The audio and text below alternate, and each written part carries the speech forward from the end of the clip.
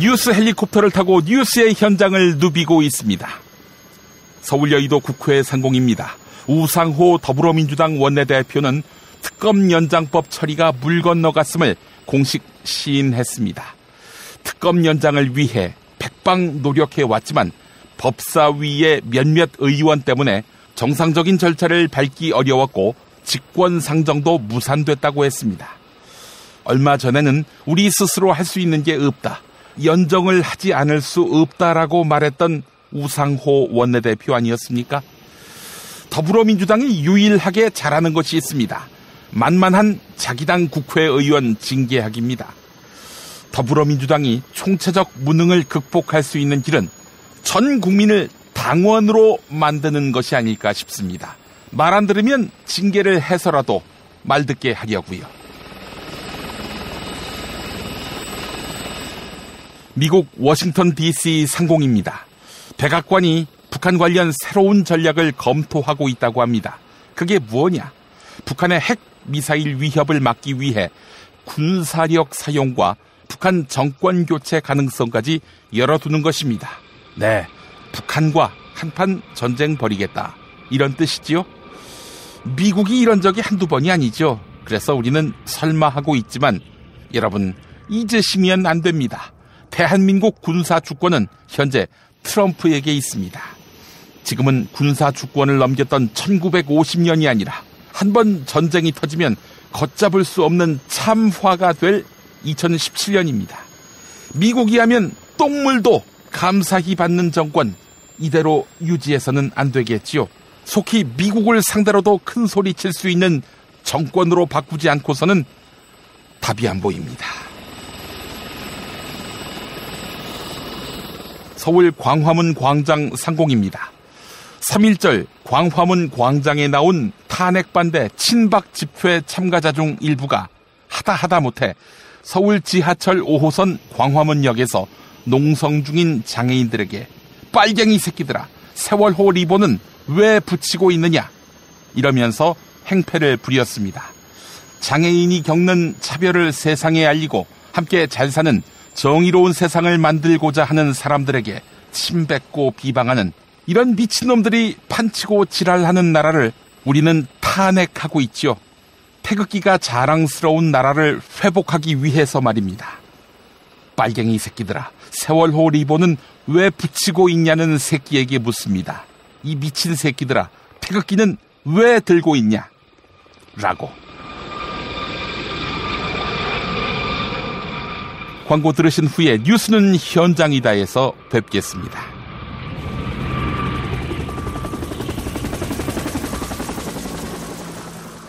야, 근데 홍어가 진짜 그렇게 몸에 좋아? 아니, 끝내준다니까. 근데 비싸지? 열나 싸고 열나 맛있는 홍어가 있다니까. 어디? 알싸한 홍어.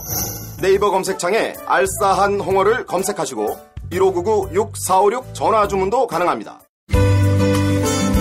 노력한 만큼 내어주는 자연, 그 자연의 마음을 알기에 정성농장 홍삼. 검색창에서 정성농장 홍삼을 검색해주세요. 010-9754-6972.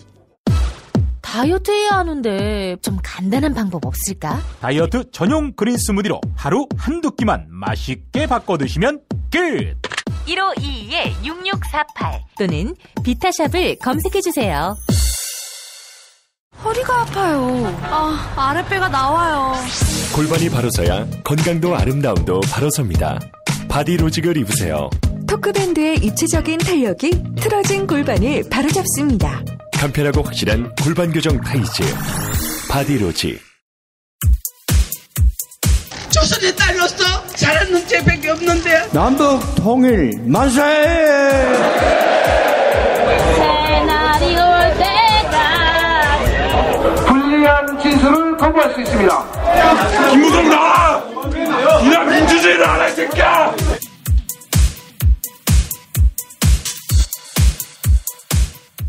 뉴스는 현장이다로 이어갑니다. 문모닝이란 말 아시죠? 예, 국민의당이 더불어민주당 문재인 전 대표를 비판하는 것으로 아침을 시작하는 정치 행태. 자, 이런 지적에 대해 국민의당 박지원 대표는 지지율 1위 후보를 검증하는 것이라고 해명했습니다. 또한 인터뷰 진행자 김어준 총수에 대해서는 국민의당에 불리하게 방송한다, 이런 불만도 표시했는데요. TBS 라디오 김어준의 뉴스공장에 출연한 박지원 대표 인터뷰 들어보시겠습니다. 지금 매일 아침에 이 새로운 레퍼토리로 문재인 전 대표를 공격하시는데, 물론 뭐 선거 때 라이벌을 견제하는 건 당연한데, 이게 오로지 문재인 대표만 공격하다 보니까 이게 오래돼가 좀 식상해요.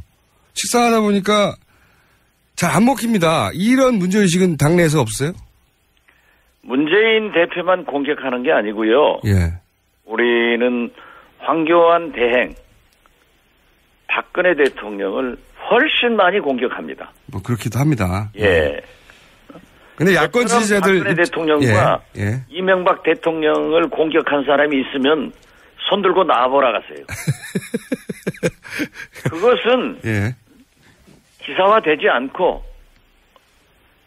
문재인 대표에 대해서 얘기하는 것은 물론 그분이 대통령 후보 지지도 1등을 가고 있기 때문에 당연히 비판을 억울한 받게 점도 되죠. 있을 거예요. 예. 그렇지만 그러한 과정을 통해서 검증을 받아야 돼요. 그리고 그러한 것이 있었다고 하면은 솔직하게 얘기하는 게 좋아요. 자, 저는 어떤 말씀을 드리려고 하느냐면, 이제, 논리를 가지고, 따져서 되묻고 싶은 게 아니라, 제가 이제, 최근에 한 달 이상, 뭐 2달 가까이, 안철수 대표가 주목을 받아야 되는 타이밍인데, 그런, 공세에 가려가지고, 문재인 대표와 박지원 대표님 간의 이런, 주고받는 공세에 가려서, 안철수 대표가 잘 안 보인다. 혹시 당내에서 전면적으로 이런 전략을 좀 수정해야 될 필요가 있다, 이렇게 생각은 안 드시는지. 우리 김어준 총수가 오늘 처음으로 안철수 대표 옹호해 주네요. 왜냐면요. 문재인 참 이상한 아침도 있네요. 그렇다기보다는요. 저는요, 솔직히 말해서 예. 안 대표가 잘 안 보여서. 예. 당내에서는 안철수 대표를 지원한다고 호남 중진 의원들한테 왕따를 당하고 안철수 대표 측에서는 왜 안철수는 안 보이고 박지원만 보이냐 해서 왕따를 당합니다. 샌드위치 신세지만은 예. 저는 당 대표로서 이 나라 야당 국회의원으로서 할 일을 하는 겁니다. 그리고 전략을 좀 수정할 필요가 있지 않은가 싶은데. 김어준 총수가 묻고 싶은 것은 그럴 거예요. 지금 이 판국에 예. 왜 야당끼리 싸우느냐, 그 공격을 황교안 총리한테 정부에다 하라, 이런 충고로 저는 받아들이는데요. 예. 지금도 그렇습니다. 누가 직권상정을 안 하고 있습니까? 누가 황교안 대통령 탄핵 문제를 강하게 추진하지 않고 있습니까? 검증할 것은 검증하고. 알겠습니다. 그건 충분히 이해가 가는데 제가 충분히 이해하면은 김어준 총수도 박지원 말이 옳다 이렇게 얘기해야지 자꾸 꼬아서 얘기하니까 우리가 김어준 총수에게 우리 당에서 좀 불만 많이 가지고 있는 거 잘 알고 계시잖아요. 안철수 전 대표하고도 저희가 인터뷰를 추진했는데 잘 안 됩니다. 그건 안철수 대표에게 자꾸 불리한 얘기를 하고. 그렇지 않아요. 나오시면은 저도 기회를 많이 드립니다. 대표님한테도 충분히 말씀할 기회를 드리잖아요. 아니 그런데 예. 그건 저도 얘기를 하겠습니다. 손학규 고문 영입 이후에 지금 경선 룰싸움이 심하다, 뭐 이런 뉴스들이 계속 나오는데 실제로 갈등이 심한가요? 갈등이 좀 있는 것으로 알고 있습니다. 아, 그래요? 제가 경선 룰에 대해서는 어디든지 무슨 당이든지 원래 갈등이 있죠. 갈등이 있죠. 예. 이것이 건강한 당입니다. 예. 그런데 저는 이 과정에 각 후보 캠프에서 나와서 협의를 하고 있거든요. 예. 과정에 제가 개입을 하지 않습니다. 그러셔야 하겠죠. 그러나 제가 들어보니까 오늘 아침에 제가 틀림없이 김어준 총수가 이거 물을 것이다. 왜냐하면 김어준 총수는 우리 당을 좀 깨야 되니까. 그래서 제가 알아봤어요. 재밌죠? 어? 네. 이래야 청취율이 올라가는 거예요. 그래서 제가 알아보니까요. 예. 대체적인 합의는 됐습니다. 우선 예. 손학규 대표가 강력하게 반대하는 예. 모바일 투표에 대해서는 안철수 측에서 받아들였어요. 양보했고. 하지 말자. 예. 그러나 안철수 측에서는 국민 여론조사를 조금 더 하자. 예. 그런데 그 프로테이지에 아직 합의를 못하고 있는데 예. 오늘 제가 좀 불러서 압력을 하렵니다. 문모닝이라는 비판에 대해서 국민의당 문병호 최고위원 오히려 문 애니타임을 해야 한다 이렇게 반박했습니다. 더불어민주당 문재인 전 대표 그리고 더불어민주당이 대통령 당선 이 목적에 매몰돼서 개혁을 거부하고 있다라고도 이야기했습니다.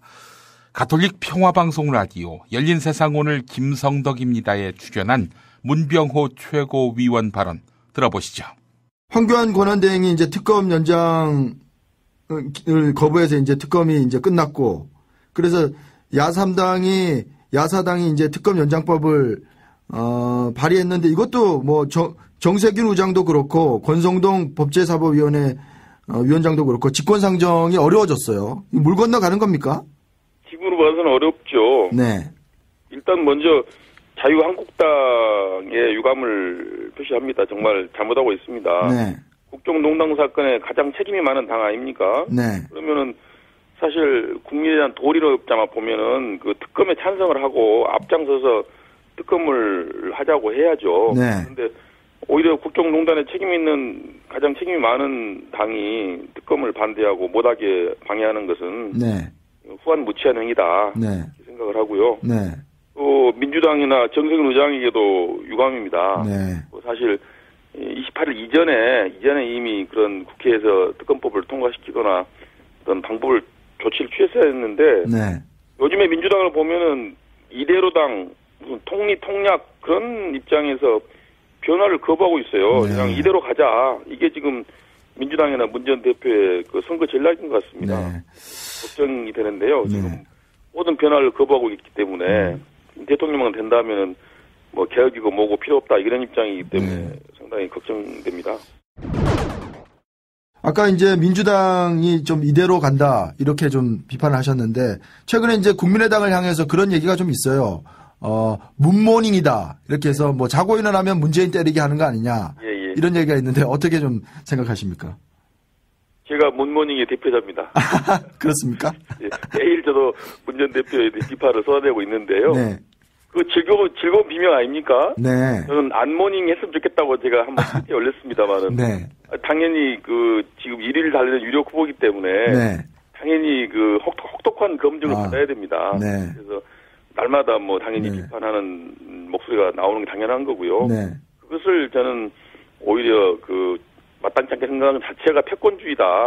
구동을 열어놓고 국민들에게 검증을 받고 비판을 수용해야지. 네.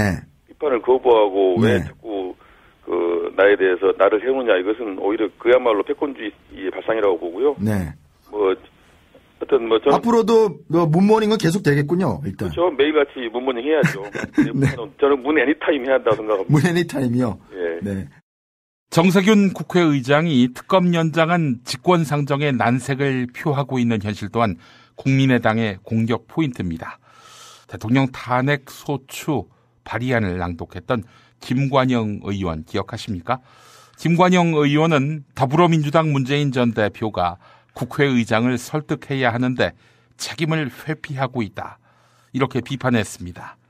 YTN 라디오 신율의 출발 새 아침에 출연한 김관영 의원 인터뷰 들어보시죠. 지금 뭐 직권상정 정세균 의장뿐만이 아니라 권성동 법사위원장도 지금 난색을 표하고 있는데 그래도 계속 요구하는 모양이죠? 예, 이제 지금 특검이 28일 날 이미 종료되지 않았습니까?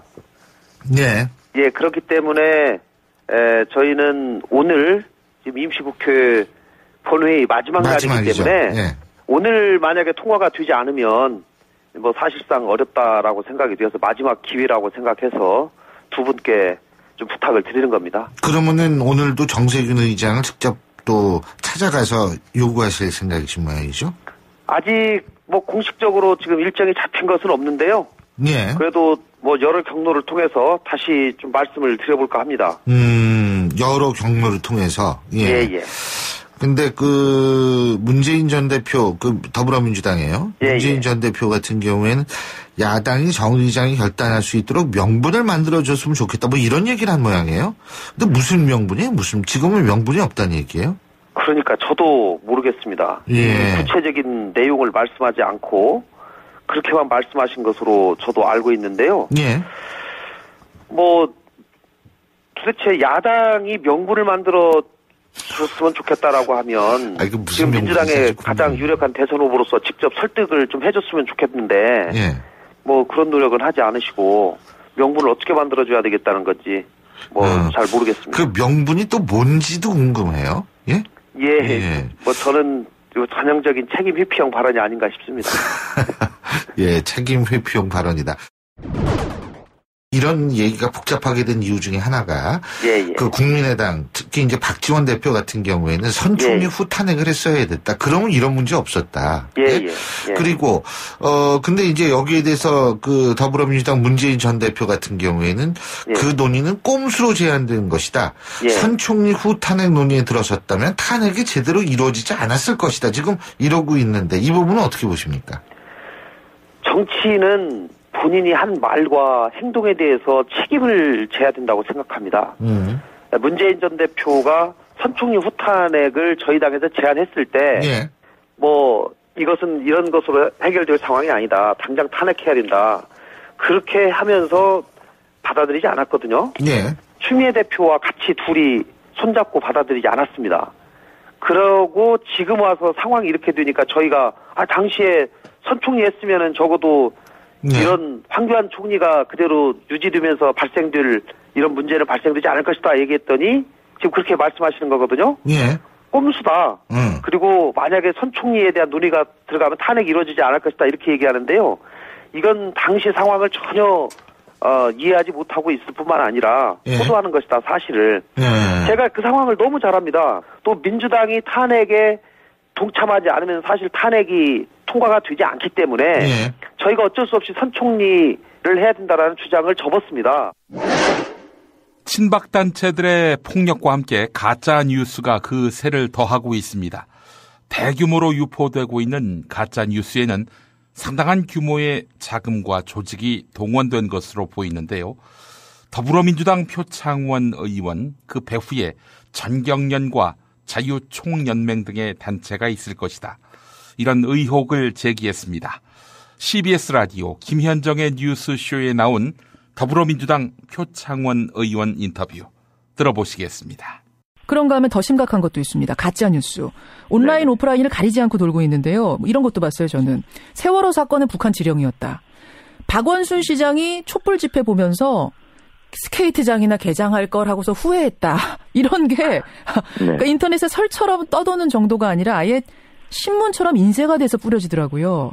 네네. 가짜뉴스, 페이크뉴스라고 하는데 그 모양과 형식이 일간지 그대로 담고 있고요. 그다음에 심지어는 CNN이나 BBC 등 국제적인 그 방송사의 화면을 그대로 차용해 와서 내용만 바꿔서 하기 때문에 많은 분들이 혼돈을 일으키고 가짜뉴스를 믿게 되는 현상이 나타나고요.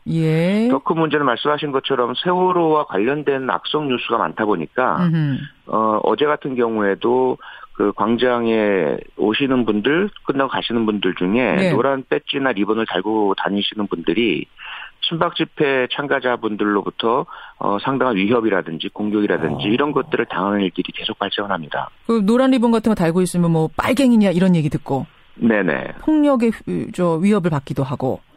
근데 저는 궁금한 게요, 표창원 의원님. 이 신문, 가짜 신문 돌아다니는 거 보면 한두 장이 아니에요. 상당히 정교하게 찍었어요. 정말 진짜처럼. 그 아파트 앞에 막 쌓여 있습니다. 이걸 찍으려면 돈 들고, 운반하려면 돈 들고, 이게 과연 개인이 자기 돈 들여서 이렇게 할 수 있는 건가? 어떻게 보세요? 할 수 없죠. 할 수 없고요. 그동안 이 상황이 오기 전에도 이미 전경련에서 수십억 원의 돈을 우익단체들에 지급한 상황들이 확인이 됐고요. 그리고 그 가짜뉴스 같은 경우도 본인들도 주장하건대 300만 부를 찍어냈다라고 주장을 하고 있고요. 그리고 그동안 그 일부 탐사 언론 방송에서도 추적을 한 결과 신문이 인쇄되는 인쇄소에서 인쇄가 된 정황도 확인이 됐죠.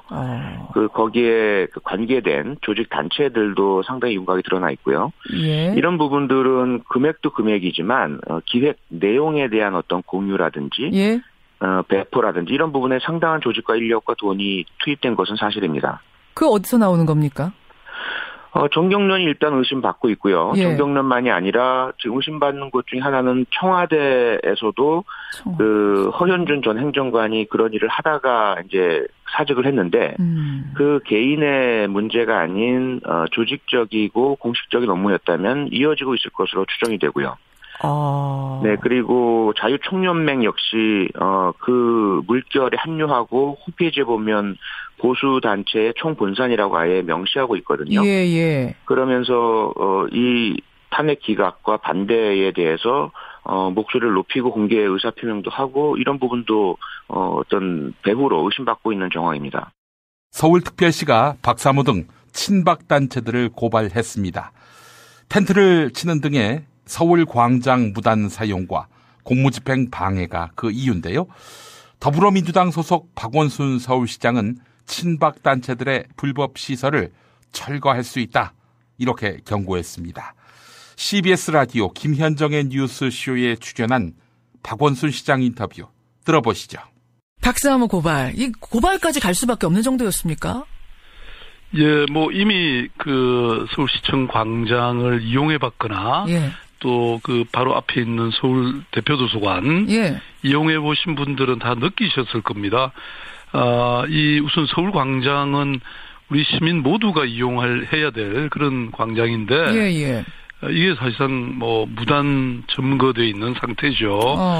그리고 도서관 뭐 소란 거기서 음식을 먹고 뭐 주변에 그냥 그 담배 피고 욕설하고 이런 일들이 예. 너무 심각했고 또 이런 것을 제지하는 단속하는 공무원들에게 예.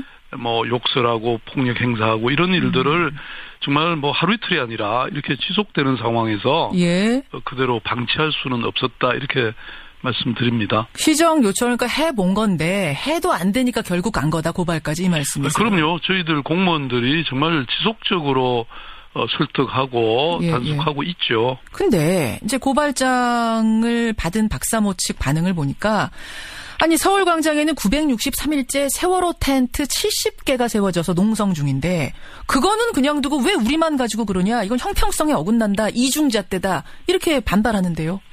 전혀 그렇지 않습니다. 그 세월호 천막은 사실은 이미 중앙정부까지 협력해서 서울시 협조를 요청했던 그런 사안이고 예. 그것은 어떤 정치적 조치가 아니라 인도적 조치였습니다. 인도적 차원에서 허락이 된 거다. 그러니까 합법적인 점유와 불법적인 점유 차이죠. 그건 비교 대상이 될 수 없고요. 특히 지금 뭐 촛불 집회는 이런 부정한 권력과 부패한 정치에 대한 국민적 분노의 장이지 않습니까? 그런데 이 탄핵 반대 집회는 바로 그런 정의롭지 못한 권력을 비유하고 다시 폭압의 시대로 되돌리자, 이런 취지니까 이게 처음부터 비교될 수 없는 그런 사안이다, 이렇게 봅니다. 근데 뭐 그분들이 안 나오셨으니까 제가 반론을 할 수밖에 없습니다만 그분들 측에서는 다양한 의견이 나올 수 있는 게 민주주의고 민주주의 광장인데 왜 우리는 안 되느냐라고 하실 수도 있거든요. 그러니까 물론 당연히 저희들은 어떠한 집회나 시위도 저는 보호되어야 마땅하다고 생각합니다. 예. 그렇지만 그것이 폭력적이거나 예. 불법적이면 안 되는 것이죠. 모든 것은 합법적 절차에 따라서 경우에 따라서는 행정관서 또는 법원에 허가를 받거나 법에 정해진 절차에 따라서 예. 해야 되는데 저희들 아까 그 고발한 내용 자체가 이미 용납하기 어려운 상황에 이르렀다는 거죠. 만약 지금 이제 박사모를 비롯해서 그 탄핵 반대 측에서는 이것을 철수할 의사가 없어 보입니다. 지금 항의하는 강도를 보면. 그럴 경우에 그럼 추가적인 어떤 조치까지도 고려하고 계세요? 일단 뭐 법률적으로 가능한 모든 조치는 취해 나갈 생각인데요. 사실 이 지금 서울시청 광장은 뭐 시민이 모두 이용하는 것이고 예. 또 이제 잔디를 심어야 될 때입니다. 왜냐하면 뭐 이게 하나의 명물이 돼 있잖아요. 예. 그 이제 봄이 오니까 예. 잔디를 심어서 봄을 알리고 또 시민들이 이렇게 즐길 수 있는 공간으로 만들어야 되는데 그러면 이 불법 점거를 빨리 끝내야죠. 그래서 저희들 뭐 가능한 한 설득을 해보고 예. 또 여러 이 경고를 하고 그러고도 안 되면 이제 뭐 행정 대집행이라든지 저희들에게 허용돼 있는 그런 조치를 검토할 수밖에 없죠. 강제로 퇴거 조치 이런 걸 하실 수 있단 말이죠. 철거 뭐 이런 거를 들어갈 수밖에 없다. 봄이 오는데. 행정 대집행이라는 그런 그렇죠. 권한을 저희들이 갖고 있습니다. 거기까지도 고려하고 예. 있다. 뭐 저희들은 경찰권이라든지 이런 건 없기 때문에 예. 사실은 한계가 있습니다만은 그 행정 대집행으로 그런 시설을 철거할 수는 있죠. 마지노선은 언제까지입니까? 저희들이 뭐 계속 어떤 지금 우리 직원들이 예. 계속 경고하고 설득하고 있는 중입니다. 야, 김창회, 이 새끼 어디 갔어? 이병 김창호. 야, 너 임마 저번에 애니메이션 보라고 존만인가 그거 가르쳐줘서 내가 다 찾아봤는데 안 나오던데 사기를 쳐? 아유, 정병장님, 존만이가 아니라 존바라라고요. 좀비 할 때 좀, 바보 할 때 바. 존바라라고? 예, 존바라요. 벌써 다들 재밌다고 난린데. 아씨, 나만 못 봤잖아. 괜찮아요. 존바라 TV 구독만 해두면 올라올 때마다 알려주거든요. 그래? 완전 짱이네. 뭐 어떻게 하라고? 유튜브에 존바라 TV 구독이요, 구독. 야, 그건 또 얼마냐? 공짜예요. 와씨, 야, 그럼 구독 안 하면 완전히. 왜 말하다 마세요? 아, 저번에 X이라 그래서 욕먹었어. 또 했네. 광고주와 만나는 시간입니다. 이 시간 너무너무 기다리신다는 분들이 많이 계셔가지고 제가 너무나 책임이 막중합니다. 자, 존바라 TV 오늘은 김광회 부대표님 만나겠습니다. 자, 김 부대표님. 예, 안녕하세요. 예, 예. 김광회입니다. 예. 예. 네. 목소리가 많이 젊으시네요. 감사합니다. 예. 혹시 뭐 대표님의 아드님이 되신다든지 뭐 혹은 뭐 이름 때문에 그런 오해를 좀 받긴 하는데 예, 어명이 좀 다릅니다. 예. 저는 그냥 우리 김광회 부대표님은 어떻게 존바라 TV와 론칭이 되셨어요? 저는 원래 그 대표님하고 계속 지금 한 5년, 14년 이 정도 일을 같이 했었고요. 예. 예, 마침 이제 그 전에 빼꼼을 중국에 IP를 판매를 하고 대표님이 이제 새로운 사업을 모색하실 때 예. 그 애니메이션도 이제 모바일로 진출하자라고 해서 존바라 프로젝트를 제안드렸고 예, 계속 고심하시고 결국 기회를 주셔가지고 예. 프로젝트를 할 수 있게 됐습니다. 예. 어떻게 존바라가 좀 요즘 잘 풀립니까? 뭐 열심히 해서 그런지 뭐 3월 22일에 극장 개봉도 하고요. 만담가라는 작품이 잘 됐습니다. 네. 예. 저희가 뭐 명동에 또 존바라 샵이라고 예. 샵도 오픈하고 뭐 만화책이라든가 게임이라든가 예. 이런 식으로 점점 뭐 콘텐츠들이 새로 나오고 있습니다. 예, 그래요. 뭐 좋은 작품들이 또 많다 보니까 유튜브를 통해서 찾는 분들이 또 많이 계신 것 같고요. 네, 그렇습니다. 예. 자, 존바라 TV 우리 애청자분들에게 확실하게 그 소개시킬 만한 그런 컨텐츠 있으면 좀 말씀해 주시죠. 저희 그 맨 처음에 작년에 만들었던 그 만담강호라는 작품이 있습니다. 만담강호. 예. 그러니까 뭐 말로 싸운다. 그러니까 무림의 고수들이 이제 실력으로 이제 뭐 싸움도 하고 이제 그랬었는데 그게 다 허풍이고 그 남자들은 이제 주먹으로 싸우지 않고 말로 싸우잖아요. 예, 그렇죠. 예, 이제 그런 컨셉의 작품인데. 주먹을 말로. 네, 예. 어떻게 싸우는 겁니까? 훅훅, 퍽퍽, 뭐 이렇게 싸우나요? 허풍도 싸우는 거죠, 뭐. 허풍으로. 네, 너 뭐 내가 칼만 꺼내면 너네 그냥 한 칼에다 죽으니까 알아서 기어라. 뭐 이런 얘기 하고. 그래, 뭐 그러면 나도 옛날에 한 주먹 했어라고 하면서. 그런 컨셉인데. 되게 뭐 그런 부분들이 이제 그 남자들의 어떤 좀 같이 공감할 수 있는 요소가 좀 큰 것 같습니다. 예, 이게 우리 김광회 부대표님이 추천하신 작품 만담강호. 예. 지금 그 작품은 이제 존바라 채널에서 지금 못 보시고요. 예. 저희가 그 3월 20일 날 극장 개봉을 하기 때문에. 그렇군요. 예. 극장에 오셔서 보시라고 저희가 지금 준비하고 있습니다. 어쩐지 지금 유튜브 가서 보려고 했더니 이게 지금 차단이 됐어요. 그래서 아니 차단된 걸 왜 소개하시나 했더니 이게 극장에 나온다는 거죠. 예, 맞습니다. 예, 그래요. 또 뭐 추천하실 만한 작품 지금 유튜브에서 보면은 존바라의 어떤 진가를 알 수 있다 하는 거. 가장 현재 인기 있는 작품은 명화마을이라는 작품이 인기가 있고요. 명화마을, 예. 네, 예. 그다음에 또 오랑 김봉구라든가 발묘전설, 그다음에 뭐 포르노를 끊으면 이런 작품들이 전체적으로 다 인기가 있어서 예. 재밌어 하십니다. 예. 이게 명화마을을 보니까 말이죠. 오인용의 네. 어떤 흔적이 많이 보이네요. 그 오인용이 원래 지금 두 분 감독이 계신데 예. 그 만당강우란 작품은 두 분이 같이 만들었고 예. 지금 명화마을은 그중에 이제 장석조 감독이라고 예. 그 감독이 단독으로 이제 혼자서 1인 제작 시스템으로 예. 만들고 있어서 예.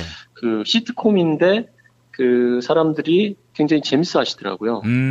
그래서 그 작품이 있고 예. 또 그 오라운 김봉구는 그 감독 중에 이제 정지혁 감독. 정지혁 감독. 예. 네, 만드는 신작이죠. 예. 아, 그래요. 이런 거 한번 봐줘야 됩니다, 여러분들. 네. 예, 너무 존바라. 재밌어서 예. 좀 저희도 이제 존바라 이름을 이제 애니메이션 존바라 뜻인데 좀 많이 봐주시면 저희가 너무 감사하죠. 예, 예. 웹 애니메이션 채널 존바라. 예. 존바라 TV라고 그 주소창 또는 검색창에 입력을 하시면 쉽게 만날 수 있습니다. 네, 그럼요. 지금 구독자 수가 많이 도와주셨는데 네. 더 도와주시면 예. 저희가 뭐 훌쩍 2만 명 더 늘어나서 예. 많은 도움이 될 것 같습니다. 예. 김용민 브리핑 애청자로서 존바라 네. TV 구독 하나 누르는데 뭐 돈이 듭니까?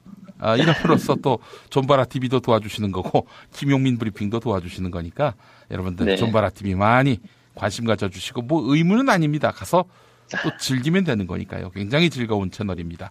많은 사랑 부탁드리고요. 김광애 부대표님 오늘 말씀 감사합니다. 네, 감사합니다.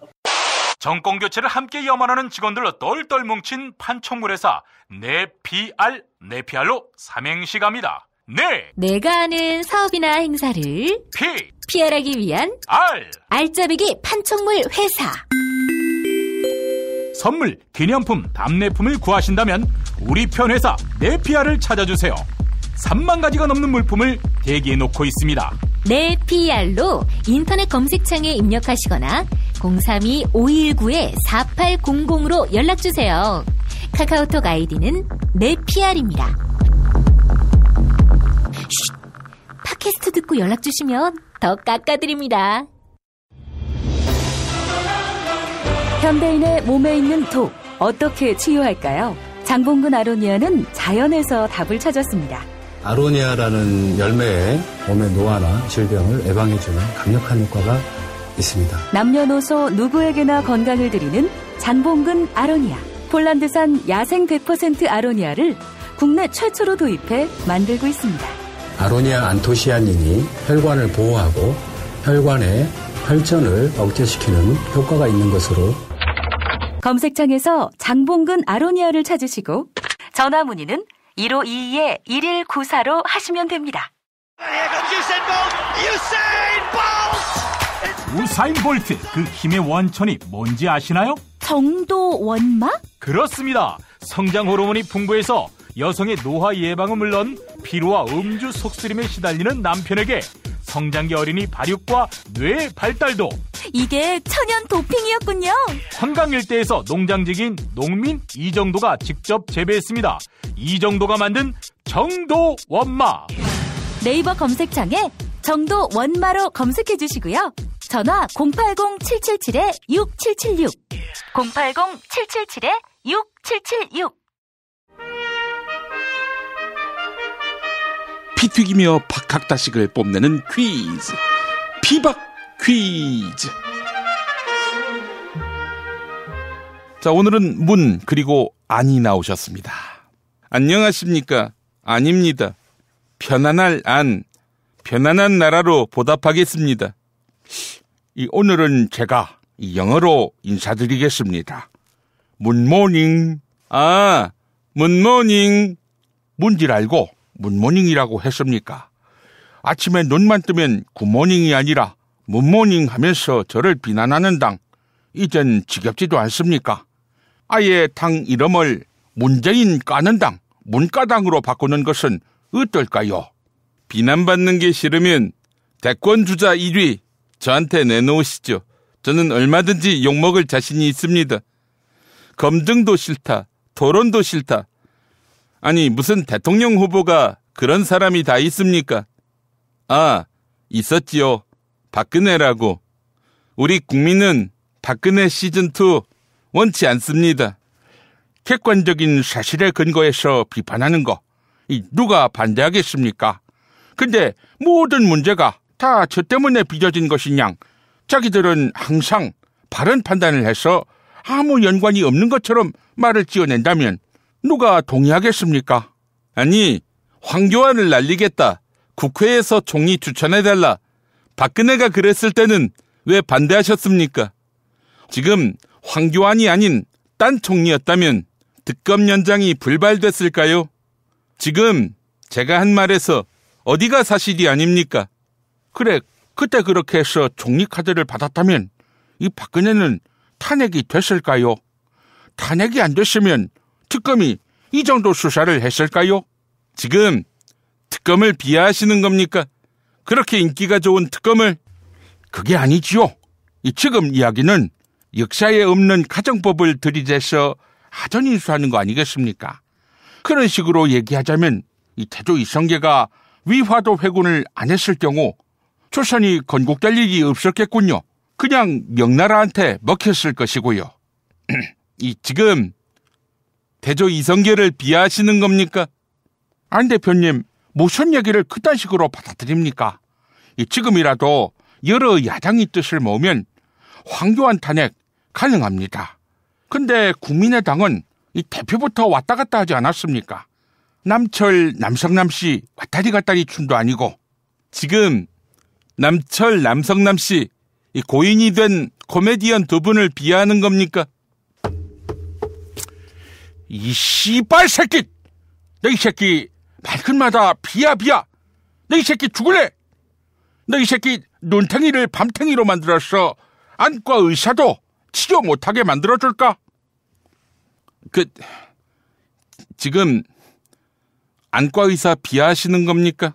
자자, 일단 그 사드 문제 이야기 좀 해보지요. 지금 중국이 너무 반발합니다. 그런데 사드가 이미 합의된 거라 뒤집는 것도 쉽지 않아 보입니다. 자, 어떻게 하는 것이 좋을까요? 이 사드 문제에 있어서 제일 중요한 것은 바로 우리 국민들의 뜻입니다. 그게 바로 군사 주권인 것이지요. 국민 여론은 지금 반반 아닙니까? 따라서 이건 일방적으로 추진할 게 아니라 국회에 가져와서, 그렇지 않습니다. 아무리 그릇된 것이라도 일단 나라와 나라가 합의한 것을 손바닥 뒤집듯 뒤집는 거는 무책임한 것입니다. 무책임이라. 아니, 미국조차고 우리 국민들 전자파에 시달리고 우리 기업들 중국 보복에 시달리고. 아니, 안 대표님은 어느 나라 정치인입니까? 지금 저한테 대드시는 겁니까? 아니, 정치 지도자는 비판받아야 한다면서요. 4등, 5등도 비판받아야지요. 좋습니다. 저는 미국과의 합의의 중요성을 떠나서 원래 사드 반대입니다. 사드 반대를 위해서는 뭐든 할 것입니다. 어떻게 하시게요? 주한미군 앞에서 1인 시위를 벌이겠습니다. 아, 주한미군 앞에서 1인 시위라. 군사보호시설이라서 여의치 않을 것 같은데요. 아, 그러면은 주한미군 100m 앞에서 1인 시위 벌이겠습니다. 아, 100m 앞이라. 그러면은요, 반미 정치인이다, 이렇게 낙인 찍히면 어떡합니까? 지금 가뜩이나 중도 노선을 놓고 안희정 지사하고 경쟁 벌이시는데. 아, 그런가요? 그러면은 200m 앞에서 1인 시위 벌이겠습니다. 아니, 100m나 200m나 뭐가 다릅니까? 그리고 뭐 꼭 미군 부대 앞이 아니더라도 페이스북에 미국을 반대하는 글만 올려도 반미 정치인 이렇게 낙인 박힐 텐데. 그럼 어쩌라고, 이 새끼야! 죄송합니다. 퀴즈 문제 드리겠습니다. 문명고등학교 학내 구성원들의 이탈이 잇따르고 있습니다. 문명고등학교 아시죠? 전국 유일의 국정역사교과서 연구학교입니다. 자, 신입생 2명이 추가로 전학을 선언했는데요. 이탈자가 총 4명으로 불어났습니다. 자, 문명고등학교 어느 지역에 있는 학교일까요? 정답. 네, 문님, 정답은요? 교장하고 학생 사이에 설전이 벌어진 곳 아닙니까? 이 정답은 서울. 서울 디지테코를 말씀하시는 겁니까? 여기는 문명고입니다. 뭘 똑바로 알고 말씀하셔야죠. 지금 또 문모닝입니까? 문모닝. 정답은 최경환 의원 지역구 아닙니까? 맞습니다. 자, 정답 나오겠습니다. 정답은요, 광주 북구울. 새끼야! 거기 최경환 지역구 맞아? 거기는 국민의당 최경환 의원 지역구지요. 끝. 자유당 최경환 말입니다. 자, 오늘도 정답은 애청자 여러분이 맞히셔야겠습니다. 세상에서 가장 맛있는 김치 이담채 김치가 여러분을 찾아갑니다. 팟빵 게시판에 정답, 이메일 주소, 사연 남겨주시기 바랍니다. 피바 퀴즈 마칩니다.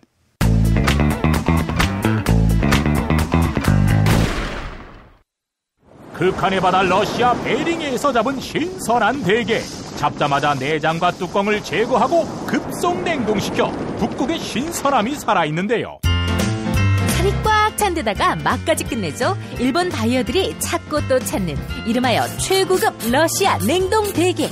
다리와 어깨 살만으로 구성돼 있어 가성비가 은하계 최고이며 각종 모임이나 선물용으로 깜짝 준비하시면 바로 스타됩니다. 네이버 카페 대게 직거래 장터에 오시면 수많은 후기가 그 품질을 증명합니다. 주문 전화번호 1644-9047 1644-9047. 공화국 참치논평 구이동 대양 참치를 맛보지 못한 국민 여러분은 진정한 참치 맛을 보기 위한 강도 높은 중대 조치를 취하실 계획을 표명하시고 곧장 구이동으로 달려오시기 바란다. 참치에 대한 체질적인 거부감과 적개심을 노골적으로 드러내는 분도 구이동 대양 참치에 오시면 추호도 용납할 수 없는 포악무도한 폭식 행위를 자행할 것이다. 구이동 대양 참치. 월요일 참치데이 이벤트, 화요일 참치머리 서비스로 함께합니다. 주차장 걱정 마시고요. 대중교통은 서울 지하철 2호선 구의역 2번 출구에서 5분 거리입니다. 대양참치 구의점 02-455-8087.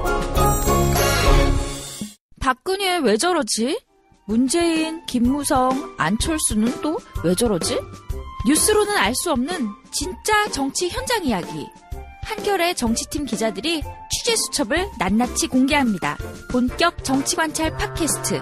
언니가 보고 있다. 팟빵에서 언니를 검색하세요. 한겨레 정치바와 함께하는 정치 한 건에 써. 김태규 기자 만나보겠습니다. 김 기자님. 네, 안녕하세요. 예. 조기 대선 국면이 됐고요. 거의 매일 나오다시피 하는 여론조사에 대한 주목도도 높아졌습니다. 리얼미터 조사 결과가 나왔죠? 예, 그렇습니다. 2월 27일부터 28일 이틀간의 전국 성인 1,008명을 이제 대상으로 조사를 했는데요. 예. 문재인 전 대표 전주보다 1.7%포인트가 오른 35.2% 기록을 했습니다. 예. 그래서 이제 독주 태세를 이제 유지를 했고, 2위는 황교안 총리였어요. 3.7%포인트가 올라서 14.6%. 예. 그러니까 그 특검법을 연장을 거부를 하고 이제 일시적으로 이제 하락을 했다가 아마 다시 이제 결집을 하는 것 같아요. 그래서 이제 14.6%로 2위가 됐고요.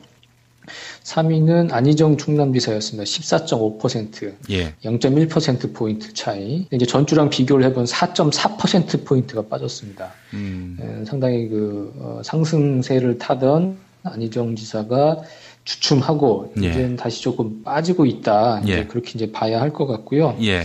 다음에 4위는 안철수 전 대표. 0.8%포인트 오른 10.9%였고요. 예. 이재명 성남시장은 1.1%포인트가 빠진 9%로 이제 5위였습니다. 예. 그리고 홍준표 경남지사 3.5%라 나왔네요. 예. 일단 이렇게 결과가 나왔습니다. 자유당에서 대안카드가 등장했군요. 예. 홍준표 지사. 자, 우리가 이제 대선 여론조사를 접하면서 뭘 잘 모르고 이렇게 항상 접하는 경우가 많습니다. 그래서 오늘 여론조사 얘기를 중점적으로 했으면 좋겠는데, 며칠 전에 또 우리 김태규 기자님이 한겨레 정치바 지면에서도 여론조사 관련해서 아주 장문의 리포트를 실으셨는데, 자, 일단 이것부터 한번 여쭤보겠습니다. 대선 여론조사. 네. 어디까지 믿을 수 있는 겁니까? 작년 그 4.13 총선 완전 여론조사의 이제 무덤 아니었습니까? 그렇죠. 예. 뭐 대부분 뭐 새누리당의 과반은 당연한 거고 어디까지 압승을 할 거냐. 그건 뭐 저 여론조사 결과로도 새누리당이 기본적으로 뭐 한 160석이냐, 180석이냐, 뭐 이런 얘기가 이제 계속 나왔고요. 더불어민주당도 뭐 잘해봐야 110석, 뭐 이 정도 이제 얘기가 나왔었죠. 이제 감이 아니라 여론조사 결과였는데 완전히 이제 빗나간 거 아니겠습니까? 그 당시에 이제 왜 그랬을까? 이 여론조사의 위기는 2010년 그 지방선거 때부터였던 것 같아요. 그 위기가 뭐냐면 여론조사의 이제 기본은 전수조사를 할 수 없으니까 전체 인구의 비례에 맞는 이제 그 모형을 만들어서 그게 표본이겠죠. 그 사람들을 상대로 이제 물어보고, 그러니까 그 사람들이 어떤 그걸로 이제 추측을 하는 거죠. 그러니까 그 총선 같은 경우에는 전체를 253개 지역구로 나눠야 되는 겁니다. 예를 들어 서울 중구에 20대가 20%, 뭐 30대가 30% 그러면 서울 중구에서 뭐 500명을 상대로 하면 20%면 100명이죠. 500명 중에 20대 100명을 모집을 해서 표본을 추출해가지고 그 사람들한테 물어봐야 하거든요. 그게 이제 성별, 연령별 그 표본 추출이 제대로 이루어져야 하는데 이게 253개 지역구로 나누다 보니까 그 표본을 추출하기가 상당히 어려운 겁니다. 이게 이런 거죠. 제가 출마한 서울 노원갑을 예로 들자면 서울시에 사는데 노원구 공릉동 월계동에 사는 사람 중에 20대 분포, 30대 분포, 40대 분포, 50대 분포 이 분포별로 그 비율에 맞는 표본을 찾아내야 하는 건데 아니 당장 월계동 공릉동에 사는지 이거를 파악하기란 쉽지 않은 것이고 그래서 결국에는 유선전화를 많이 이용하게 되는데 유선전화는 주로 이제 그 노장년층들이 많다 보니까 젊은 사람들의 의견을 취합할 길이 없고 그렇다고 젊은 사람들의 그 의견을 취합하자니 집안에 유선전화 안 두는 젊은이들 많지 않습니까? 그러면 휴대전화 번호를 알아내야 되는데 이 휴대전화 번호를 또 입수하는 건 이건 한마디로 얘기해서 불법이란 말이죠. 그러니까 항상 부정확한 여론조사 결과가 나올 수밖에 없다. 이 말씀 아닙니까? 맞습니다. 그래서 KT 집전화 번호를 이용했던 거죠. KT 집전화는 예를 들어 뭐 국번이 있지 않습니까? 뭐 789개면 뭐 여의도라든지 이제 지역이 나오니까 그 국번을 중심으로 무작위 추출한 번호를 이제 무작위로 돌려서 남자냐 여자냐 나이가 어떻게 되냐 그렇게 해서 이제 표본을 이제 하나씩 하다 보니까 이게 이제 상당히 어렵게 되는 거죠. 그러다 보니까 사실은 20대 100명을 표본을 추출해야 되는데 50명밖에 안 되면은 그냥 50명을 한 거 가지고 곱하기를 2를 해버리고 이렇게 할 수밖에 없었거든요. 그렇게 이제 가중치를 과도하게 주다 보니까 뭐 집전화를 자주 쓰고 이제 접촉이 가능한 노장년층은 그 의사가 이제 과도하게 여론조사에 이제 반영이 되는 거고 젊은 청년층은 이제 과소하게 반영이 되는 거죠. 그러다 보니까 정확도가 떨어질 수밖에 없는 것이고요. 그러니까 2010년에 이미 우리나라는 무선전화, 휴대폰 보급률이 100%를 넘겼습니다. 그렇기 때문에 사실은 무선전화를 통해서 접근이 돼야 이 정확하게 표본 추출할 수 있는 건데 지금 그런 방법 자체가 없었기 때문에 정확성이 떨어질 수밖에 없었고요.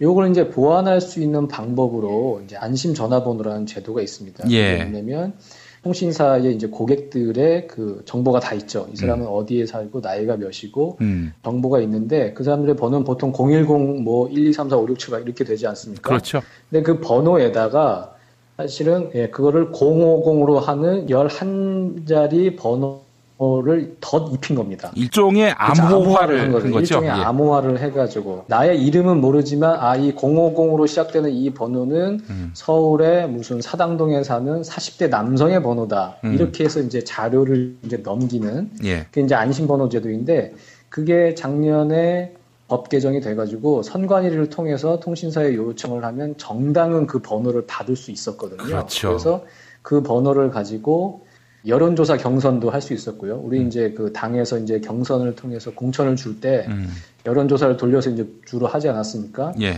그 번호를 가지고 여론조사 경선을 붙이기도 하고요. 그리고 그걸로 또 이제 자체 판세 분석을 하고 그래서 지난번 총선 때는 사실 막판에 이르러서는 새누리당에서는 이거 과반도 안 나올 수 있다. 130석까지 나올 수 있다. 뭐 그런 얘기가 흘러나왔어요. 그래서 예. 쟤들 또 엄살 핀다. 뭐 그렇게 그랬던 적이 있었거든요. 근데 예. 사실이었던 거죠. 왜냐하면 안심번호를 가지고 정확하게 이제 분석을 한 거고요. 예. 더불어민주당에서도 이 120석까지도 가능하지도 않을까 그런 얘기가 나왔거든요. 예. 그러니까 정당에서는 안심번호를 가지고 제대로 판세를 분석할 수 있었다. 근데 지금 이 안심번호가 작년까지는 정당만 사용할 수 있었는데 올해 이제 3월 13일인가요? 그때부터는 여론조사 기관도 사용을 할 수 있게 됐습니다. 예. 그러니까 여론조사 기관이 표본을 추출하는 게 상당히 이제 수월해졌고요. 예. 근데 이제 총선과 대선은 다른 게 뭐냐면 총선에서는 전국을 253개 지역구로 잘라가지고 253개의 표본을 만들어야 되는데 대선은 선거구 지역구가 하나잖아요. 예. 하나의 그 선거를 하는 거기 때문에 그냥 성별, 연령별, 지역별로 막 이제 전화를 돌리고 막 이렇게 해가지고 예. 표본을 구하는 게 어려움이 없기 때문에 대선 여론조사는 지금까지 적정률이 상당히 높았습니다. 5년 전에도 그랬고요. 그러니까 총선의 여론조사보다도 대선 여론조사 결과가 훨씬 신뢰도가 높다 이런 말씀이죠?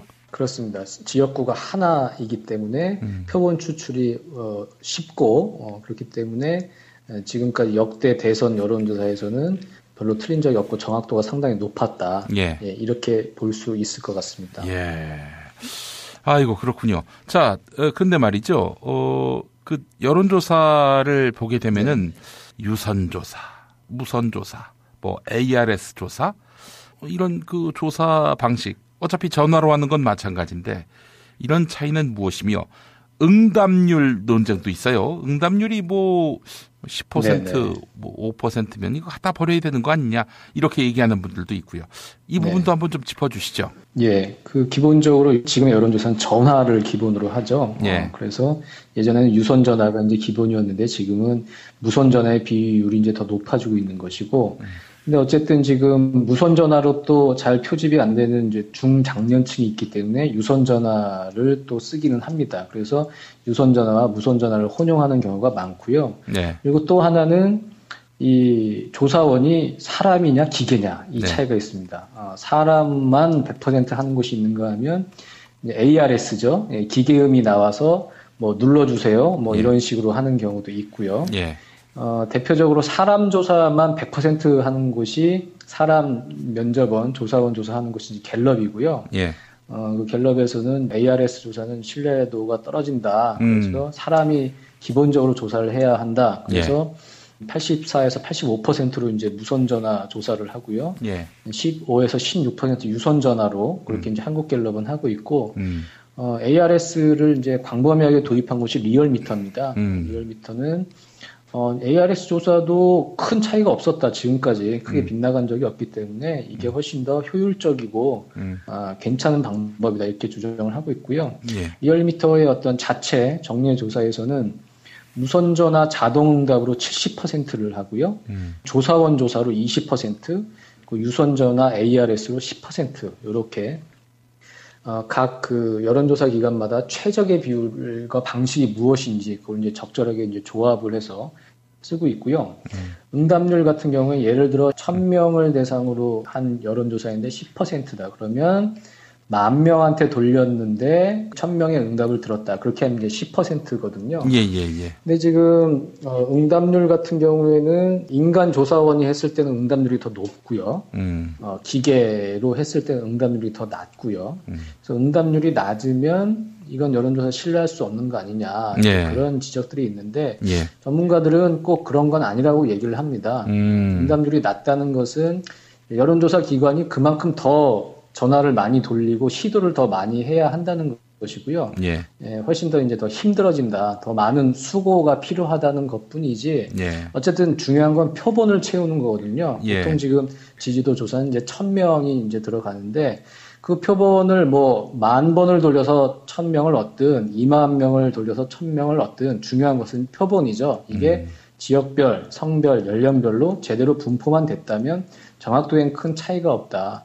물론 문제가 되는 것은 아까 말씀드린 것처럼 뭐 20대 200명을 해야 되는데 100명밖에 안 하고 곱하기 2를 해서 가중치료도 계산을 한다거나 이렇게 되면 이제 정확도에 문제가 되는 것이지 그게 아니라 비례만 제대로 따져서 표본만 제대로 잘 꾸렸으면 응답률이 낮더라도 그것의 신뢰성이 낮다. 이렇게 보기는 어렵다는 게 전문가들의 설명입니다. 안심번호로 해서 여론조사를 돌릴 수 있는 때가 언제라고요? 3월 13일부터라고 그러네요. 아, 그러면은 3월 13일부터는 표본이 획기적으로 좋아질 수 있다는 얘기 아니겠습니까? 예, 그렇게 되면 이제 대선 여론조사는 지역구가 하나니까 상관이 없는데, 예. 뭐 예를 들어서 지역구 조사라든지 총선 여론조사, 이런 부분은 이제 정확도가 훨씬 더 올라가겠죠. 예. 아, 그렇군요. 오늘 많은 걸 배웁니다. 예. 얼마 전에 팀원이를 통해서 네. 여론조사를 돌리려는 시도가 있었는데 이걸 두고 논란이 있었던 것 같습니다. 이게 표본의 문제하고 직결되죠? 예, 그 모바일 팀원이 고객, 교통카드죠. 예. 그 고객이 전국에 한 400만 명 정도 된다고 해요. 예. 그래서 일단 앱을 깔게 하고 푸시를 날리죠. 휴대전화로 푸시를 날리고 여기 이제 그렇게 해서 거기를 이제 클릭하고 들어오면 그 여론조사에 이제 참여를 하게 되는 이제 그런 방식인데 예. 이게 기본적으로 여론조사 표본 추출이라는 건 무작위 방식이거든요. 예. 전화번호도 이제 무작위로 이제 생성을 해서 전화를 돌려가지고 당신은 몇 살입니까? 어디에 삽니까? 남자입니까? 여자입니까? 이렇게 해서 이제 표본을 추출하는 건데 그리고 이 부분은 300원에서 500원 정도의 또 리워드 보상이 있습니다. 아, 그래요? 그렇기 때문에 이건 보상을 바라고 사람들이 이제 찾아오는 거죠. 어찌 보면 반은 이제 여기서 먼저 가는 건데 반은 여기서 이제 호응해서 들어오는 거기 때문에 기본적으로 무작위 표본 추출이라는 여론조사의 표본 추출의 어떤 기본적인 방식에 있어서 문제가 있다. 그런 이제 지적이 하나가 있었고 또 하나는 여기서 찾는 표본이 뭐 서울 사는 사람 200명 뭐 광주 사는 사람 100명 뭐 이렇게 돼 있는데 서울 사는 사람이 다 차버리면 내가 사실은 서울에 사는데 그냥 광주 사는 사람으로 체크를 해서 이 여론조사에 참여할 수도 있더라. 예. 이런 이제 지적들이 있었어요. 예. 근데 이제 제가 이제 그 취재를 해보니까 이제 일부 좀 잘못 알려진 사실이 있었는데 뭐냐면 거주지를 속이는 문제 그 부분에 대해서는 거주지를 자기가 입력을 하잖아요. 그런데 모바일 팀원은 이제 교통카드를 사용하는 거니까 나중에 여론조사 표본에 있어서 검증을 하는데요. 이 사람이 정말로 광주에 사는 사람인지 서울에 사는 사람인지 검증이 가능하다는 겁니다. 교통카드를 어디에서 썼는지가 나오니까. 그러니까 검증 과정에서 이 사람은 서울에서 교통카드를 썼는데 자기가 광주에 거주한다고 했네. 이렇게 되면 거기서 그냥 검증 과정에서 지워버린다고 하더라고요. 그렇기 때문에 그 거주지를 속인다거나 그런 가능성은 이제 없다고 그러고 또 그리고 이게 보상을 바라고 달려드는 거 이게 문제 아니냐라는 지적에 대해서는 그런 문제가 있을 수 있기 때문에 만약 이 사람이 3주일 전에 여론조사에 참여를 했는데 또 이 부분을 신청을 한다면 그 사람도 그냥 배제를 해버리는 그러니까 한 달 정도의 텀을 둬가지고 한 사람이 어떤 그 보상을 바라고 달려드는 것도 그런 부분도 조금 컨트롤을 하고 있다. 지금 그렇게 설명을 하고 있더라고요. 그래서 어쨌든 이게 기술이 발전하면서 이제 유선 전화에서 무선 전화로 넘어오고 인간 조사원 조사에서 또 ARS로 넘어오고 뭐 이런 거 아니겠습니까? 그렇죠. 이것도 이제 스마트폰 앱을 활용하는 것도 기술의 발전에 따른 어떤 변화라고 봐야 할 것이고 물론 이게 어떤 그런 부분에 있어서 무슨 여론이 왜곡될 수 있다거나 이런 부분은 면밀하게 이제 검증이 필요할 것인데 어쨌든 이것도 새로운 기술의 변화로 좀 받아들여야 할 것 같습니다. 예. 아이고, 3월 13일 이후에는 좀 이제 여론조사를 믿고 볼 수가 있게 됐네요. 자, 우리가 여론조사 독법을 지금 이야기하고 있는데 자주 이런 얘기 나오지 않습니까? 오차 범위. 1000명 정도면은 95% 신뢰 수준에서 플러스 마이너스 3.1%포인트. 이런 말 하는데 이 말의 의미도 알고서 접하면은 상당히 많은 도움이 될 것 같아요. 그러니까 기본적으로 여론조사에는 오차가 존재합니다. 그렇죠. 이게 전수조사가 아니고 샘플을 떠가지고 축소된 그 샘플의 이제 의사를 물어본 거기 때문에 그 나온 수치가 이제 절대적인 거라고 볼 수가 없고 사실은 범위 개념으로 봐야죠. 레인지 개념을 봐야 하는데 그때 나오는 그 말이 이제 표본 오차라는 겁니다. 보통 요즘 이제 1000명 정도를 이제 샘플로 하고요. 그럴 때 이제 95% 신뢰 수준의 플러스 마이너스 3.1% 포인트라는 말은 예를 들어 홍길동 후보가 30%의 지지율을 얻었다. 그러면은 위아래로 3.1%가 더 나올 수도 있고 덜 나올 수도 있다는 얘기입니다. 그러니까 30%를 찍었다면 실제 지지도는 26.9%에서 33.1% 범위에 분포한다. 지금 그 얘기거든요. 95% 신뢰 수준이라는 건 뭐냐? 그러면 똑같은 방법으로 100번의 여론조사를 실시했을 때 홍길동 후보의 지지도 범위는 100번 중에 95번은 26.9에서 33.1% 그 범위 안에 분포한다는 얘기입니다. 그렇기 때문에 플러스 마이너스 3.1% 포인트라는 것은 예를 들어서 홍길동 후보와 전우치우 후보가 5% 포인트밖에 차이가 안 난다. 30대 25다. 그러면 오차 범위를 따지면은 겹치는 부분이 있거든요. 전우치우 후보가 최대치로 하면 28.1%이고 홍길동 후보는 최저치로 하면 26.9%이기 때문에 이걸 만약 여러 번 수행했을 때는 전우치 후보가 더 많이 나올 수도 있는 것이고 홍길동 후보가 적게 나올 수도 있다는 얘기인 거예요. 그러니까 오차 범위 플러스 마이너스 3.1%라면 6.2%포인트 이내의 격차라면 이거는 언제든지 뒤집힐 수 있는 그런 판세다. 그래서 어느 한쪽이 절대적으로 우세하다고 얘기할 수 없는 통계학적으로는 그렇게 읽어야 한다는 거죠. 쉽게 얘기해서 지난번 1000명을 대상으로 조사했던 그래서 오차 범위가 플러스 마이너스 3.1% 포인트였던 박근혜 그 지지율 있지 않습니까? 5% 국정 수행 지지율에서 마이너스 3.1이면 1.9%, 플러스 3.1이면 8.1%. 그러니까 1.9에서 8.1 사이에 박근혜 국정수행 지지율이 있다는 얘기 아닙니까? 네, 그렇습니다. 그래서 제가 그때 말씀드렸던 게 이게 만약에 3%까지 가면 사실상 0%나 다름없는 거다. 그렇죠. 제가 그 말씀을 드렸었거든요. 네, 그야말로 지지자가 없는 상태가 이제 된다고 이제 말씀드렸던 것 같은데요. 그 오차 범위에서 또 하나 이제 우리가 눈여겨봐야 할 게 뭐냐면 보통 여러 가지 여론조사를 할 때 문재인 얼마, 안희정 얼마, 이재명 얘기할 때 그러면 더불어민주당, 민주당 지지층에서는 얼마냐 또는 호남에서는 얼마냐 이렇게 이제 따지지 않습니까? 그렇죠. 그렇게 되면 기본적으로 지금 전체 표본이 1000명이기 때문에 더불어민주당 지지층 표본은 더 줄어드는 거죠. 지금 더불어민주당이 지지율이 40%였다고 하면 1000명 중에 더불어민주당 지지 표본은 이제 400명인 거고 그렇게 되면 표본수가 더 줄어들잖아요. 표본수가 더 줄어들면 오차 범위는 더 커집니다. 그렇죠. 예를 들어 1000명이 샘플이면 플러스 마이너스 3.1%고요. 표본이 500이면 플러스 마이너스 4.4%포인트가 되거든요. 그렇기 때문에 예를 들어 더불어민주당 지지층 내부에서 안희정 지사와 이재명 시장이 만약에 5% 정도가 격차가 난다.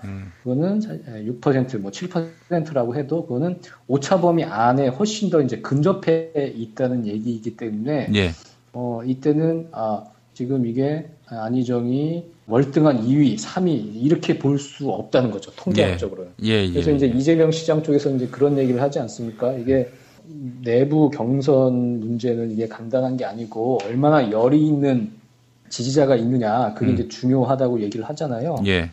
그렇기 때문에 충분히 나중에 정말 경선에서는 어떻게 나올지 모른다 지금 그렇게 주장을 하고 있는데 그 얘기가 이 여론조사 통계학적으로 봐도 틀린 말이 아니다. 충분히 지금 표본이 너무 작기 때문에 오차범위 훨씬 커져 있는 것이고 그렇기 때문에 이변이 일어날 가능성, 뒤집어질 가능성 충분히 있는 거다. 그렇게 얘기를 할 수가 있겠습니다. 이재명이 뒤집을 가능성이 있다? 그러니까 뒤처지고 있는 후보가 그런 거죠. 예, 그 오차 범위가 훨씬 커지는 거고요. 지금 네. 예를 들어 더불어민주당 지지층 상대로 그 1000명을 상대로 했다면 그 오차 범위가 이제 6.2% 포인트가 이제 오차 범위가 되지만 위아래로. 네. 그런데 지금은 1000명을 기본으로 한 그 안에 하위 범위로서 더불어민주당 지지층의 그 지지율 결과가 나오는 거 아니겠습니까? 네.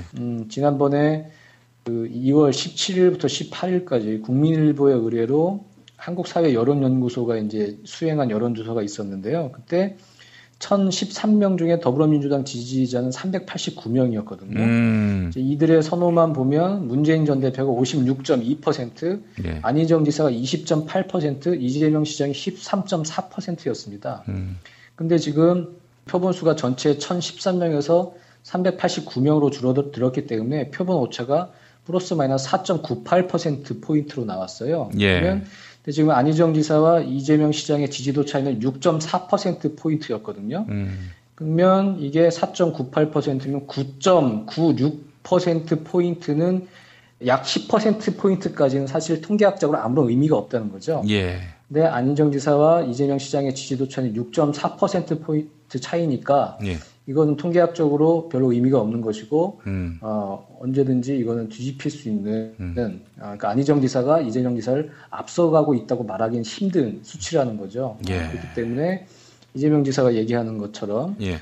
더 민주 지지층이 총결집해서 치르는 경선에서는 충분히 이변이 있을 수 있다. 그렇게 예. 주장할 수 있다는 겁니다. 아, 예. 말씀하시다 보니까 이재명 지사라고 하셨는데 이재명 시장이죠. 예. 아, 이재명 시장. 네네. 아니, 워낙 오늘 복잡한 얘기들이 많이 나와서, 헷갈려 하시는 분들이 있을지는 모르겠습니다만은, 김태규 기자님이 글로 쓰신 게 또 있습니다. 한겨레 정치바에서 검색하시면요. 아주 자세한 내용을 면밀히 들여다볼 수 있습니다. 예. 자, 김태규 기자님 오늘 말씀 감사합니다. 예, 감사합니다. 예. 두꺼봐, 헌집 줄게, 직거래. 불안한 마음 날려버리고 중개수수료 부담 프리. 웹과 앱에서 두꺼비 세상. 만나보세요. 두꺼비 세상. 정말 맛있다. 이 말 한마디면 모든 게 설명됩니다. 30년 전통 자연의 이로움을 담은 김치. 이담채 김치. 1544-4586 1544-4586.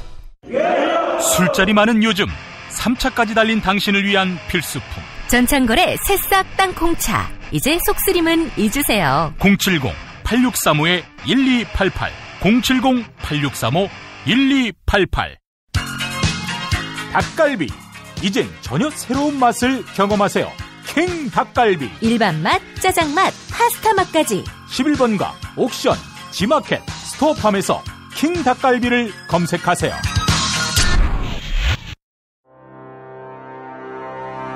뉴스가 쉽다.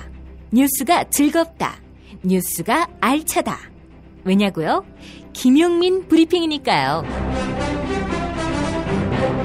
일부에서 주장하는 방송 장악은 그것을 할 의도도 전혀 없고 법적으로도 불가능합니다. 우리 공동체가 꼭 알아야 할 뉴스. 여러분의 뉴스 보좌관 김용민이 챙겨드립니다.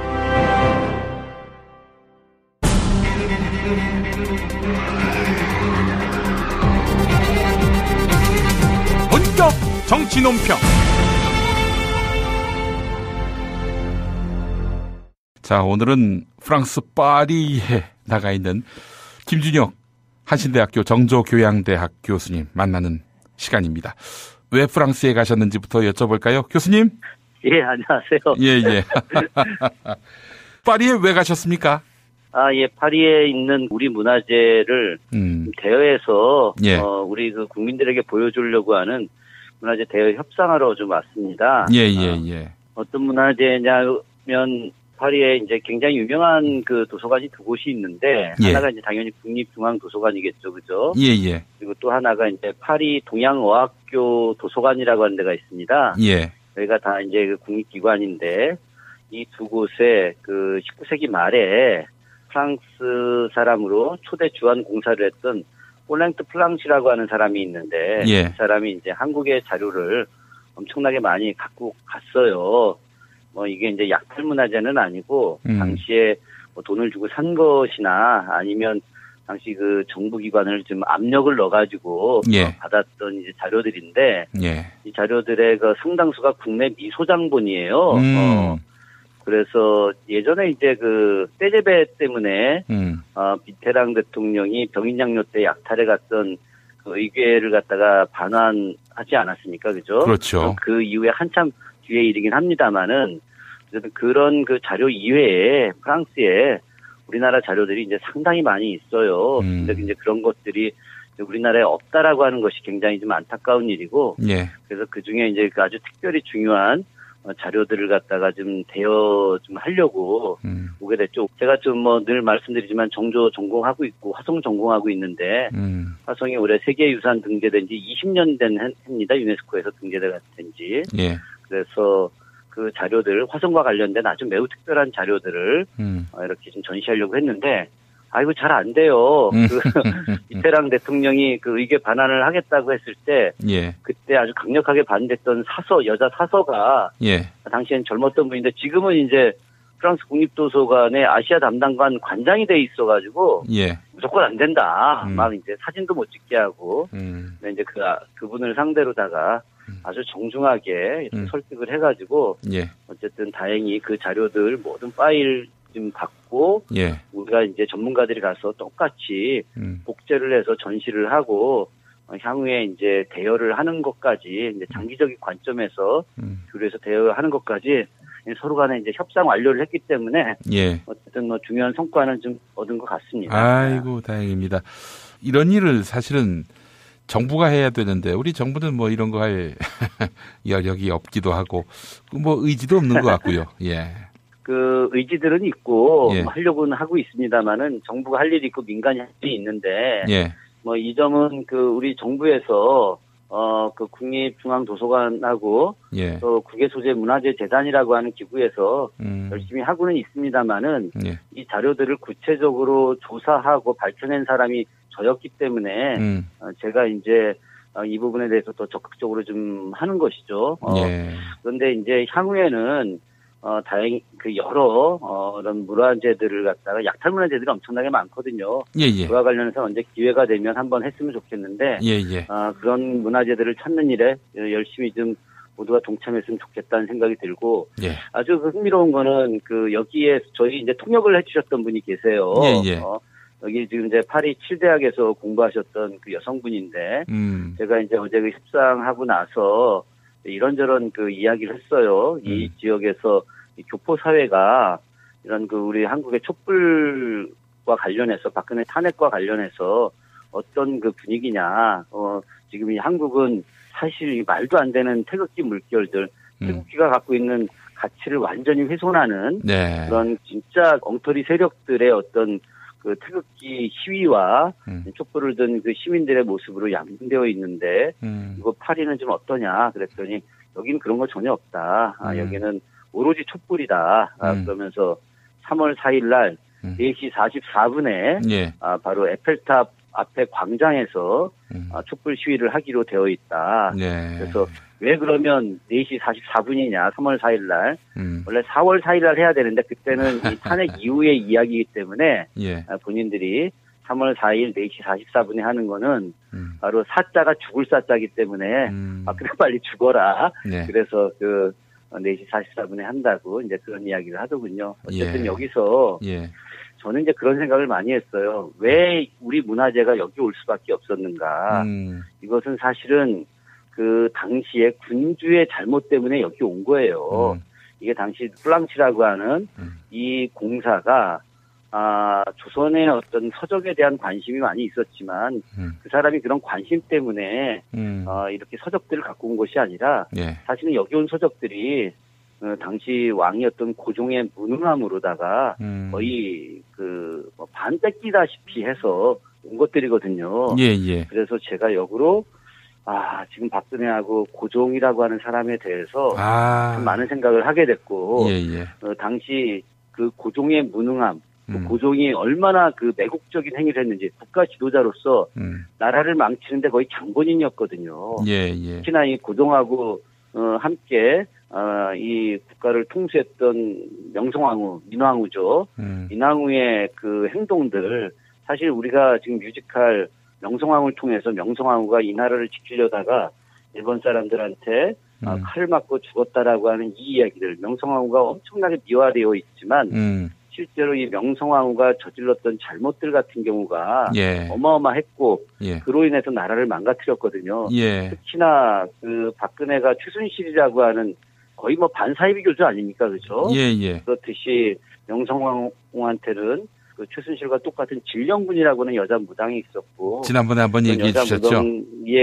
그런 똑같은 혹세무민의 이야기가 있었는데 어쨌든 지금의 그 시대에서 고종이라고 하는 사람과 박근혜는 하나도 다르지 않다 그런 생각을 좀 해보게 됐죠. 그래도 우리가 알고 있는 고종은 나라를 빼앗긴 이런 상황에서 어떻게든 뭐 밀사를 보내서라도 국권을 지키기 위해 마지막 안간힘을 쓴 그래도 악독하지는 않은 군주로 이제 이해가 되는데 이 사실과 다른 모양이죠.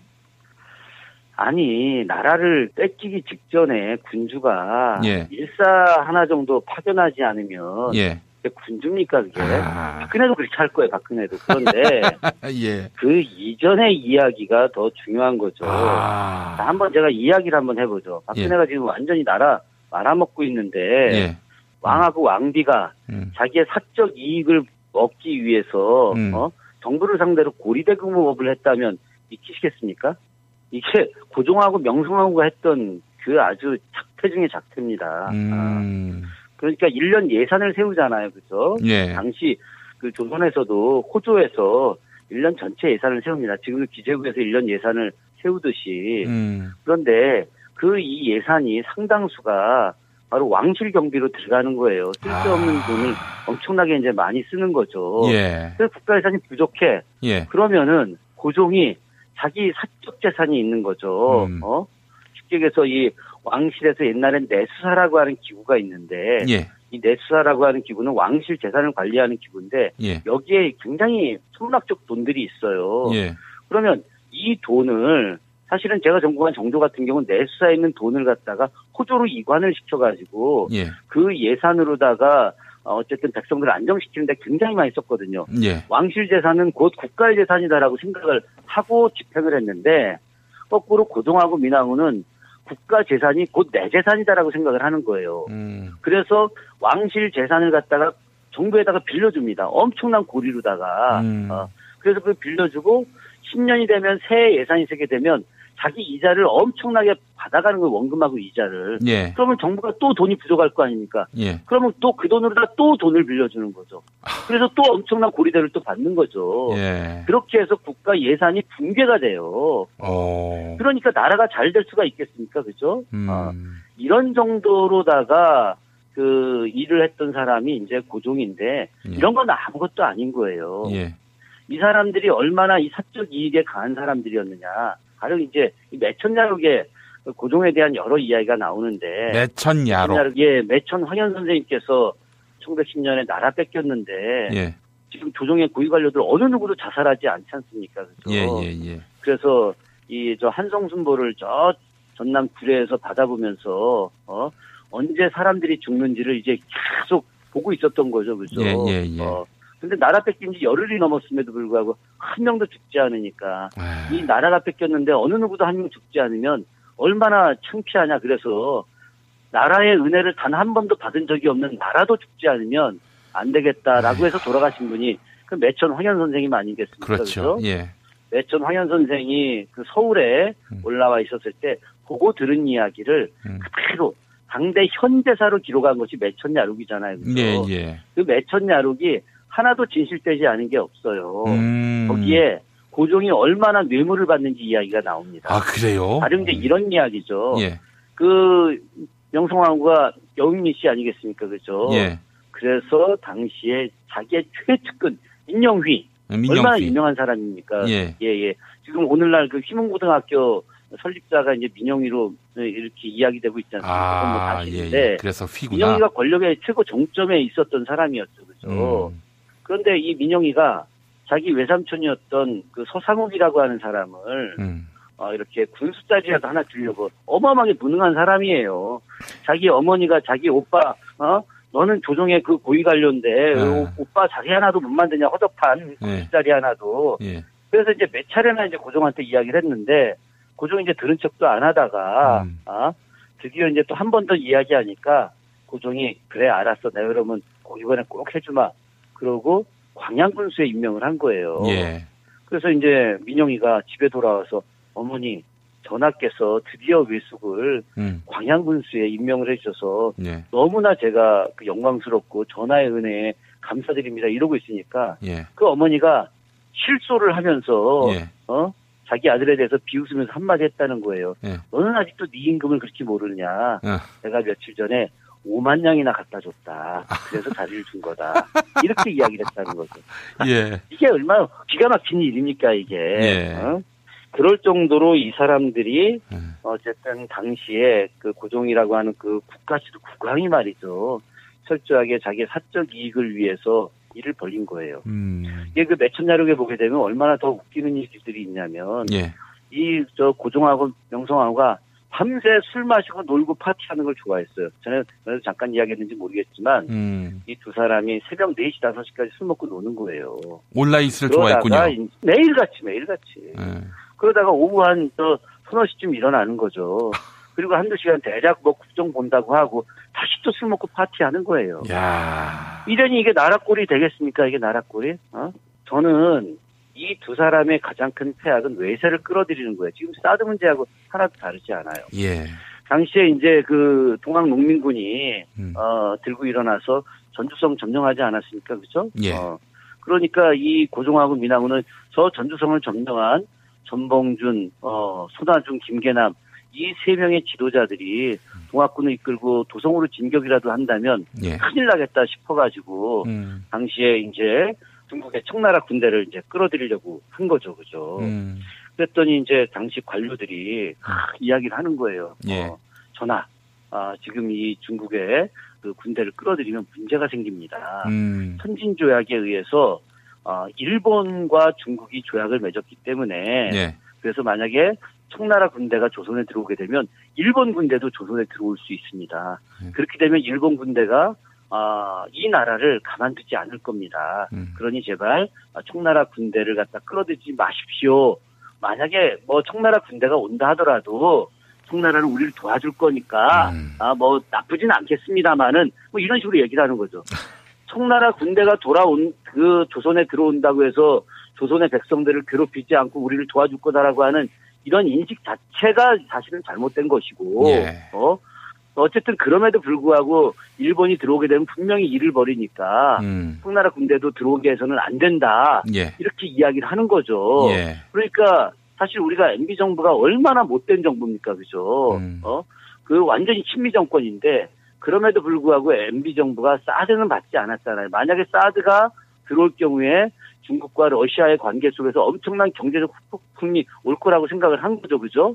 그래서 MB 정부가 어마어마한 친미 정권이고 온갖 나쁜 폐악의 짓을 다 했음에도 불구하고 사드 문제와 관련해서는 약간 다른 시각을 가졌는데 박근혜 정부는 자신들의 이익을 위해서 사실 지금 그 한간에 나오는 이야기로는 박근혜의 아바타인 최순실의 아바타가 박근혜이겠죠, 그죠? 실질적인 이 나라 권력 1인자인 최순실 대통령께서 로키드 마틴사하고 이렇게 직접 만났고 그래서 그 만난 이후에 로키드 마틴하고 대한민국 정부가 로키드 마틴의 무기 구입을 18조 했다라고 하는 게 언론에 나오지 않았습니까? 그렇죠? 그러면은 당시 그 로키드 마틴이 최순실한테 줬던 리베이트가 2%에서 2.5%인데 계산해 보니까 그 한 건의 리베이트 비용만 3천억이에요. 이런 정도로 이제 돈을 받는데 중요한 거는 당시 그 고종이라고 하는 이 사람이 얼마나 무능했는지 청나라를 끌어들이기로 했죠. 그런데 실제 권력자가 당시에 누구였습니까? 명성황후였잖아요, 그죠?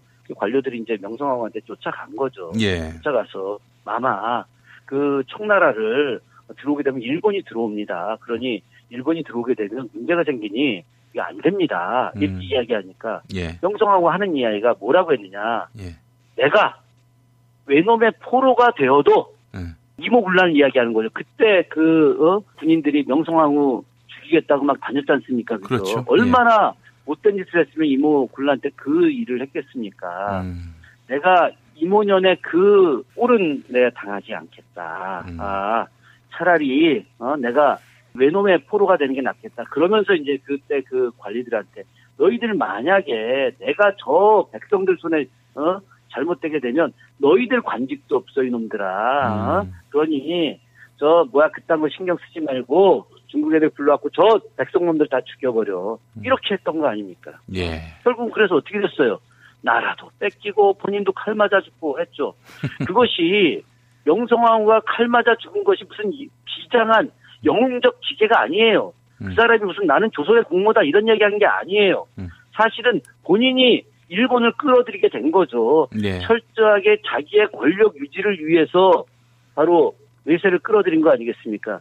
지금 이 박근혜 정부가 철저하게 자신들의 사적 이익, 경제적 이익을 위해서 싸드라고 하는 이 나라를 장차 망가뜨릴 수 있는 남북 간의 평화도 깨지는 것이고 아시아 일대 전체 평화도 깨지는 것이고 거기에 더해서 경제적 어마어마한 손실이 어제자에 단교 상태 이야기 나오고 거기에 더해서 롯데만 해망하는 것이 아니라 삼성과 현대도 롯데처럼 만들어주겠다라고 지금 이야기하고 있지 않습니까? 그죠? 그런 측면에서 우리가 상당히 중요하게 이 문제를 좀 바라봐야 되지 않느냐 그런 생각을 한다는 거죠. 예. 지금 이제 하나 더 이야기하자면 이런 겁니다. 예. 왜 지금 이 정부가 문제가 되느냐? 바로 블랙리스트라고 하는 걸 중심으로 하는 편가르기 때문에 그런 거예요. 그렇습니다. 예. 고종이 철저한 편가르기를 한 사람입니다. 오. 임금이 말이죠. 예. 임금이 전체적으로 물론 이제 조선에게 가장 안 좋은 것이 당파 싸움인데, 예. 물론 이제 출발 자체야 진자당 소인당 하면서 좋은 의미로 출발했을 수도 있겠지만, 그러나 그것들이 잘못되면서 엄청난 문제가 생긴 거죠. 사실은 그런 그 잘못된 당파들을 갖다가 아우르고 통솔하고 편가르기 하지 않게 하는 것이 탕평 아니겠습니까? 그렇죠? 예, 예. 그런데 역으로 고종 같은 경우는 자신이 노론을 자처해요. 스스로가 내가 노론이야 이러는 거죠. 당시 인조반정 이후에 이 나라의 권력들이 다 노론 아니겠습니까? 그죠? 예, 예. 그 노론의 권력이 일제강점기에 친일파로 가고 또 해방 이후에 지금 친민파로 온 세력들 아니겠습니까? 그렇습니다. 예. 김대중 정부하고 참여정부 때 그때 행정부의 권력이 일부 바뀌었을 따름이지 실제 정치, 경제, 사회, 문화 모든 세력들은 다 그 노론의 후예들이 지금 찾고 있는 거 아니겠어요. 그죠? 그런데 고종이 왕이 노론을 자처하면서 소론 세력들하고 남인 세력들을 갖다가 일체 등용하지 않았어요. 이게 말이 됩니까? 그러니까 노론 일당이 고종 시대에 있으면서 이들은 철저하게 자기 권력 중심에 자기들의 이익 중심에 사고와 정책과 집행을 할 수밖에 없었던 거죠. 그들은. 그러니까 나라가 뺏기든 말든 망가지든 백성들이 굶어 죽든 그런 걸 상관하지 않고 오로지 자기들 이익만 생각을 하는 거죠. 일당이 권력을 잡게 되니까 국왕이 철저하게 편가르기를 해서 자기의 권력만을 이렇게 추구하다 보니까 나라는 망가지게 되는 거죠. 이런 모습들을 갖다가 제가 문화재 대회 협상하러 왔다가 여기서 참 여기 와 있는 문화재 이게 다 고종 때 온 거거든요. 예. 고종이 무능해서 다 여기 오게 된 것들인데 여기에 찍혀 있는 국왕들의 도장들을 보면서 왜 이게 우리나라 땅에 있어야지 왜 여기 프랑스에 와갖고 내 나라에서 강제로 오게 된 이 책들을 내 나라로 돌아가서 우리 국민들에게 보여주고 싶어 하는데 그거를 갖다가 하지 못하게 하니 이게 얼마나 제가 절통하겠습니까? 이거의 출발이 어디서부터 시작된 거겠어요? 이게 다 고종으로부터 시작된 거 아니겠습니까, 이게? 예. 그런데 100년이 지나서 지금 박근혜가 여기서 또 얼마나 나라를 망가뜨린 겁니까? 지금 촛불을 시민들에 대해서는 분노하고 태극기를 들은 사람한테는 감사하다고 하면서 또다시 편가르기를 하고 예. 자기가 살겠다고 지금 탄핵을 갖다가 기각시키려고 온갖 꼼수를 부리고 말이죠. 예. 도저히 용서할 수 없는 일입니다, 이게. 예. 아이고, 고종을 다시 봤네요. 그리고 박근혜도 정말 전대미문의 지도자가 아니었네요. 예. 아니, 고종보다 박근혜가 더 잘못된 일이죠. 왜 그러냐면 고종은 그 당시에 어쨌든 전제국가 시절이니까. 그런데 지금 민주주의 국가인데 전제 국왕이 흉내를 내려고 하니까 문제가 되는 거 아니겠습니까? 저는 여기서 그런 생각을 참 많이 했어요. 얼마 전에 미국 프레이저 보고서에 박정희의 숨겨둔 재산이 현재 금액으로 800조라고 나오지 않았습니까? 프레이저 보고서에 의하면 26억 달러를 갖다가 박정희가 유럽에 빼돌렸다라고 하고 있죠. 그죠? 저는 이 사실들이 어쨌든 빨리 공개가 돼서 박정희 신화를 깨야만이 더 지금 서울시청 앞 광장에서 태극기를 들면서 또 성조기를 한 손에 들고 박근혜 사진을 목에 걸고 울부짖는 저 불쌍한 어린 양들이 말이죠. 정말 그 박정희의 거짓 진실을 알아서 자신들이 얼마나 잘못하고 있는지를 빨리 깨우치겠으면 참 좋겠습니다. 예. 알겠습니다. 오늘 파리에 계신 김준혁 교수님과 이렇게 귀한 말씀 나누게 됐는데 연결하는 데 있어서 국제 전화 비용도 많이 나왔지만은 내용도 너무나 값졌습니다. 예. 하여튼 뭐 건강하시고요. 저도 뭐 내일 저녁에 돌아가니까 다음 주에 또 뵙도록 하겠습니다. 예, 알겠습니다. 교수님 말씀 잘 들었습니다. 네, 고맙습니다. 예. 안녕하세요. 조광래 중고차 돌아온 오늘의 한마디. 숲길 사이로 불어오는 청량한 바람에 콧구멍을 열고 두 손을 펼쳐봅니다. 시원한 바람 같은 조광래 중고차의 대표 번호는 1800-9538. 고맙습니다.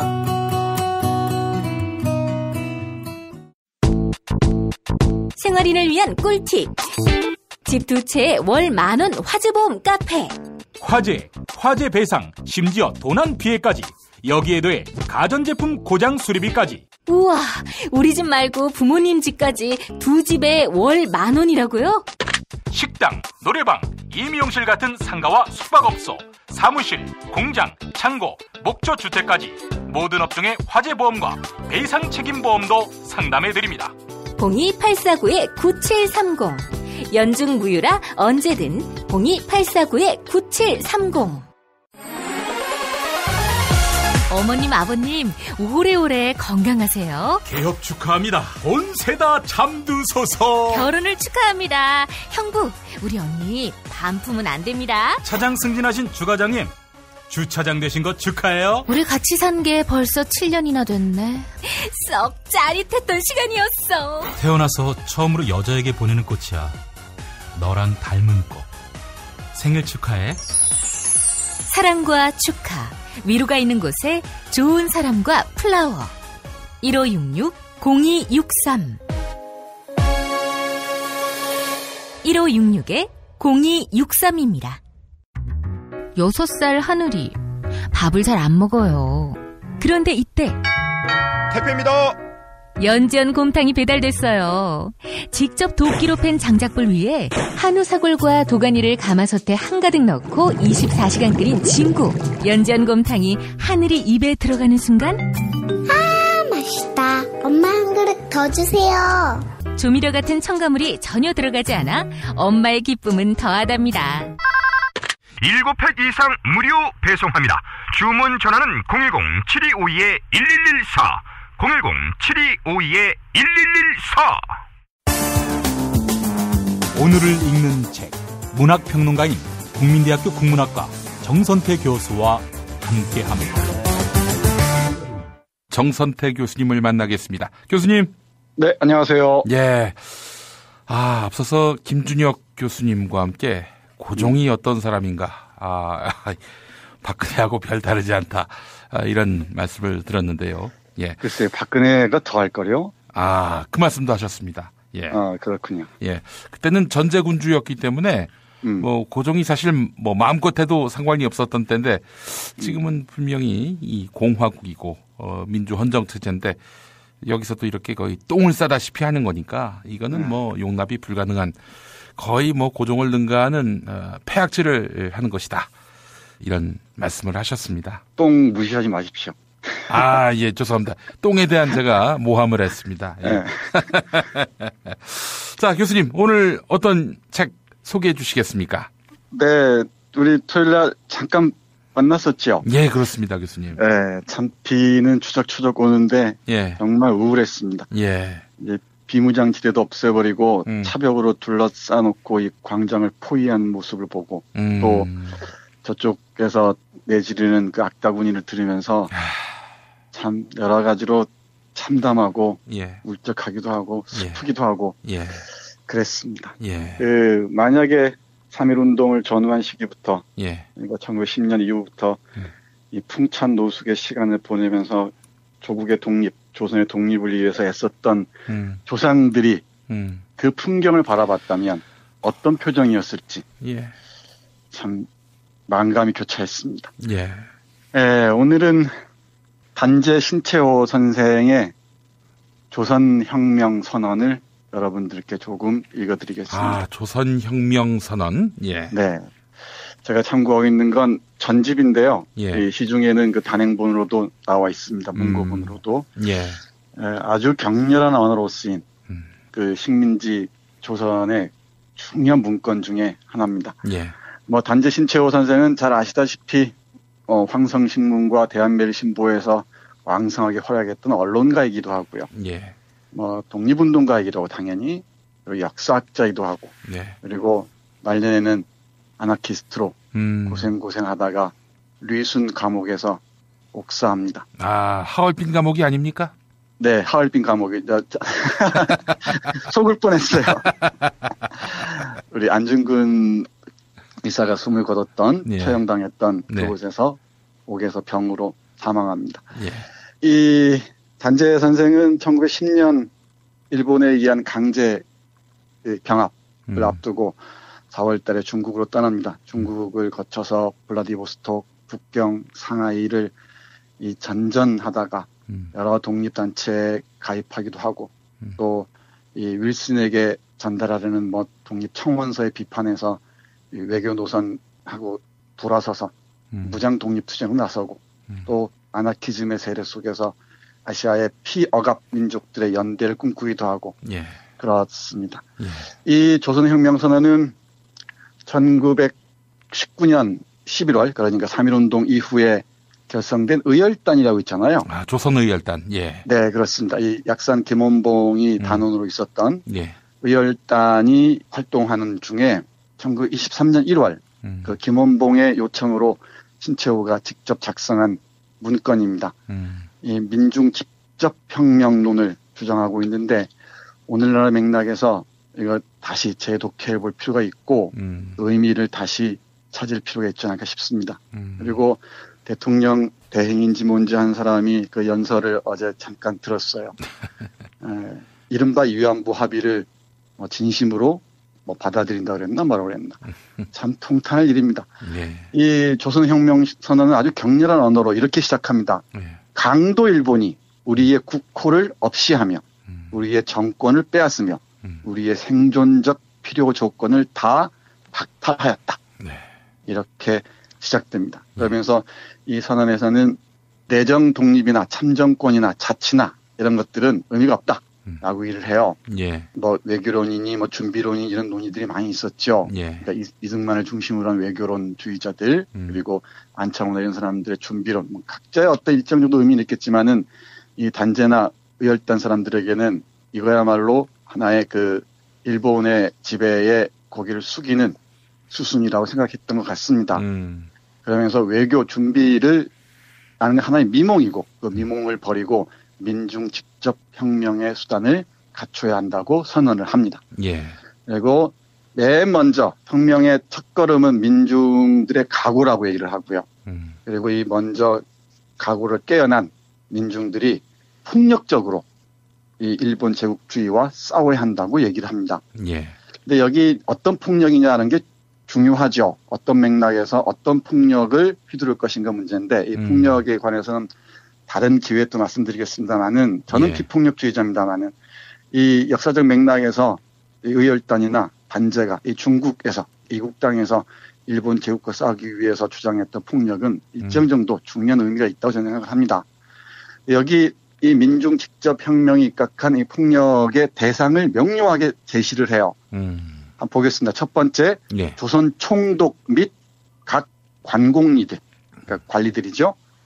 그다음에 일본 천황과 관리들, 그리고 탐정노, 매국적 이랬는데 탐정노는 스파이들이죠. 매국적은 나라 팔아먹은 놈들. 그리고 네 번째가 적의 모든 시설물이라고 얘기합니다. 뭐 조선 총독이나 일본 천황은 말할 것도 없고 스파이들과 이 매국노들을 제대로 처단하지 못한 현실이 지금까지 우리를 이렇게 힘겹게 하고 있는 것 같습니다. 그러면서 우리 조선혁명선언의 문장 전체가 명문이긴 하지만 이 중에 가장 빛나는 부분 한번 여러분과 함께 읽어보겠습니다. 혁명의 길은 파괴부터 개척할지니라. 그러나 파괴만 하려고 파괴하는 것이 아니라 건설하려고 파괴하는 것이니 만일 건설할 줄을 모르면 파괴할 줄도 모를지며 파괴할 줄을 모르면 건설할 줄도 모를지니라. 건설과 파괴가 다만 형식상에서 보아 구별될 뿐이요 정신상에서는 파괴가 곧 건설이니 이를테면 우리가 일본 세력을 파괴하고자 한다라고 얘기합니다. 이건 일본 세력과 제국주의 세력과 싸우는 방법은 폭력밖에 없고 파괴밖에 없는데 이 파괴는 파괴를 위한 파괴가 아니라 새로운 세상, 뭐 독립을 비롯해서 새로운 세상을 앞당기기 위한 그런 생성적인 파괴라고 명명할 수 있을 것 같습니다. 조금 보면은 그럼으로써 우리 고유한 조선을 회복해야 되고요. 그다음에 자유로운 조선 민중의 세계를 우리 앞당겨야 되고 그리고 민중적 경제를 확보해야 되고 민중적 사회로 나가야 되고 그리고 민중적 문화를 건설해야 한다고 얘기를 합니다. 그러면서 곧 파괴의 정신이 건설의 주장이다라고 얘기합니다. 제가 이 부분을 읽으면 자꾸 떠오르는 게 요즘에 적폐청산 이런 얘기를 많이 하잖아요. 이게 정말 이게 구두손으로 끝날 가능성이 제가 보기엔 높은데 이번 기회에 우리 시민들의 민중들의 성원을 받고 적폐를 청산하지 못하면 앞에 말씀하신 고종 시대나 이 박정희 시대 또 박근혜 시대가 또다시 반복될지 모릅니다. 이 적폐 청산이야말로 우리의 맥락에서 파괴일 겁니다. 그리고 오랫동안 쌓인 신화들, 독재 유산들을 무너뜨리고 새로운 세계, 새로운 한국을 건설해야 한다는 방향성, 아젠다를, 비전을 선명하게 제시하지 못하면 어떤 지도자도 또 과거의 중력에 질질 끌려다닐 거라고 생각을 해요. 하면서 이 조선혁명선언의 맨 마지막이 이렇게 얘기됩니다. 민중은 우리 혁명의 대본영이다. 본부란 얘기죠. 폭력은 우리 혁명의 유일 무기이다. 우리는 민중 속에 가서 민중과 휴수하여 손잡고 부절한 끊임없는 폭력, 암살, 파괴, 폭동으로서 강도 일본의 통치를 타파하고 우리 생활에 불합리한 모든 제도를 개조하여 인류로서 인류를 압박치 못하며 사회로서 사회를 박삭치 못하는 이상적 조선을 건설할 것이다. 이렇게 됩니다. 그러니까 폭력은 폭력이나 폭력이나 백색 테러나 이런 거 분명히 수준이 다릅니다. 강도 같은 일본과 싸워서 인류 속에서 함께하는 이상적 조선을 건설하기 위한 중요한 방법론으로 의열단과 단재 신채호는 생각했던 것 같습니다. 이게 제가 보기에 단재 신채호가 역사적 맥락에서 제시하는 폭력의 사상이 아닌가 그런 생각을 합니다. 그리고 아울러 덧붙이자면 지금 우리 21세기 맥락에서는 신채호식의 이 폭력을 우리 맥락에서 다시 읽어내고 의미가 무엇인지를 깊이 있게 헤아려야 할 줄로 압니다. 조선상고사 쓰신 우리 신채호 선생. 이분이 하신 말씀은 아닌데 이분이 하신 말씀으로 많이 알려져 있는 그런 명언이 있죠. 역사를 잊은 민족에게는 미래가 없다. 네, 그렇습니다. 근데 그 구조를 제가 찾으려고 했는데 잘 안 보여요? 아니랍니다. 예. 네. 신채호 선생이 하신 말씀은 아닌데, 네. 어째 신채호 선생이 하신 말씀 같기도 합니다. 네, 고대사부터 시작해서 우리 그 역사 현장에서 살면서 역사를 읽는다는 게 얼마나 우리에게 비루한 삶을 초래했는지, 그걸 뭐 역력하게 보여주신 분이죠. 예. 오늘 또, 조선혁명 선언을 통해서, 또 한번 그분의 진심을 만날 수 있었던 것 같습니다. 아, 정말 이번에 촛불혁명 실패하면은, 아유, 이거 뭐 상상도 못할 상황이 될 것 같습니다. 두말해서 못하겠습니까? 예. 정말 우리 시민들이 정치가들에게 1인만 해서는 저는 안 된다고 생각을 해요. 예. 어떤 식으로 압박해야 되고, 예. 그 사람들의 동의를 끌어내야 되고, 예. 우리 시민들이 앞장서서 아젠다를 설정해 가야 한다고 생각합니다. 예. 오늘 보니까 뭐 특검 연장, 직권 상정도 무산된 모양이죠. 예. 뭐 이런 식입니다. 예. 뭐 이게 주판화를 어떻게 통기고 있는지 모르겠지만 예, 그러지 못하게 압박을 해 나가야 할 거라고 저는 생각을 합니다. 제1당인 더불어민주당 원내대표가 그런 말을 했다지 않습니까? 뭐 하여간 실패했다. 이렇게 얘기를 했는데 늘 형식 절차 얘기하겠죠. 예. 근데 저들이 형식 절차 어길 때는 그렇게 당하고 있다가 예. 예, 충분히 뭐 다른 방법이 없지 않을 텐데 예. 이런 모습들이 영 마뜩치가 않습니다. 예. 하여튼 현실에 자조할 것 같으면은 왜 맡기겠어요? 어려우니까 네. 당신이 한번 잘해보시라.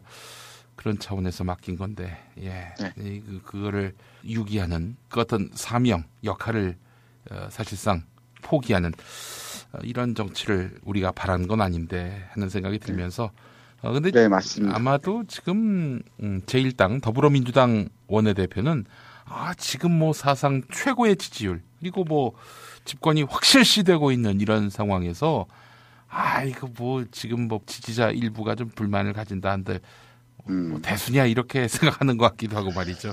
글쎄 뭐 제가 보기에는 역사에 조금만 눈길을 주면은 예. 그게 착시 효과라는 걸 알 수 있을 겁니다. 예. 그리고 이번에 이를 그르치면 신채호 선생은 물론이고 3.1운동 때 온갖 그 고초를 겪었던 수많은 민중들의 원성 속에서 자유롭지 못할 겁니다. 예, 알겠습니다. 자, 교수님 오늘 말씀 너무 잘 들었습니다. 네, 고맙습니다. 김용민 브리핑과 함께하는 브리핑 대리운전 1522-9687 1522-9687 수익금 일부는 김용민 브리핑 드라마 악인 열전 제작비로 쓰입니다. 박근혜가 구속되면 1회 공짜 이용이 가능한 대리운전 브리핑 대리운전 브리핑 대리운전 번호 잊지 않으셨죠? 1522-9687 1522-9687 저는 오늘로 대통령직을 사퇴합니다. 서로 돕고 이끌어주는 문자당. 문자당이 문자당 샵을 열었어요. 중소상공인과 농업 생산자들을 위한 큰 장터. 아니 몇 개라고 그랬어? 2개, 3개. 남았으니까 그냥 서비스 하나. 하나는 공짜. 농민회와 여성연대 같은 사회단체들이 추천하고 문자당이 엄정하게 검증한 상품과 서비스를 온라인으로 판매해서 수익금의 일부는 각 단체에 기부하는 장. 협동, 자조, 상생회, 진보 열린 장터, 문자샵. 포털이나 SNS에서 문자당을 검색하세요.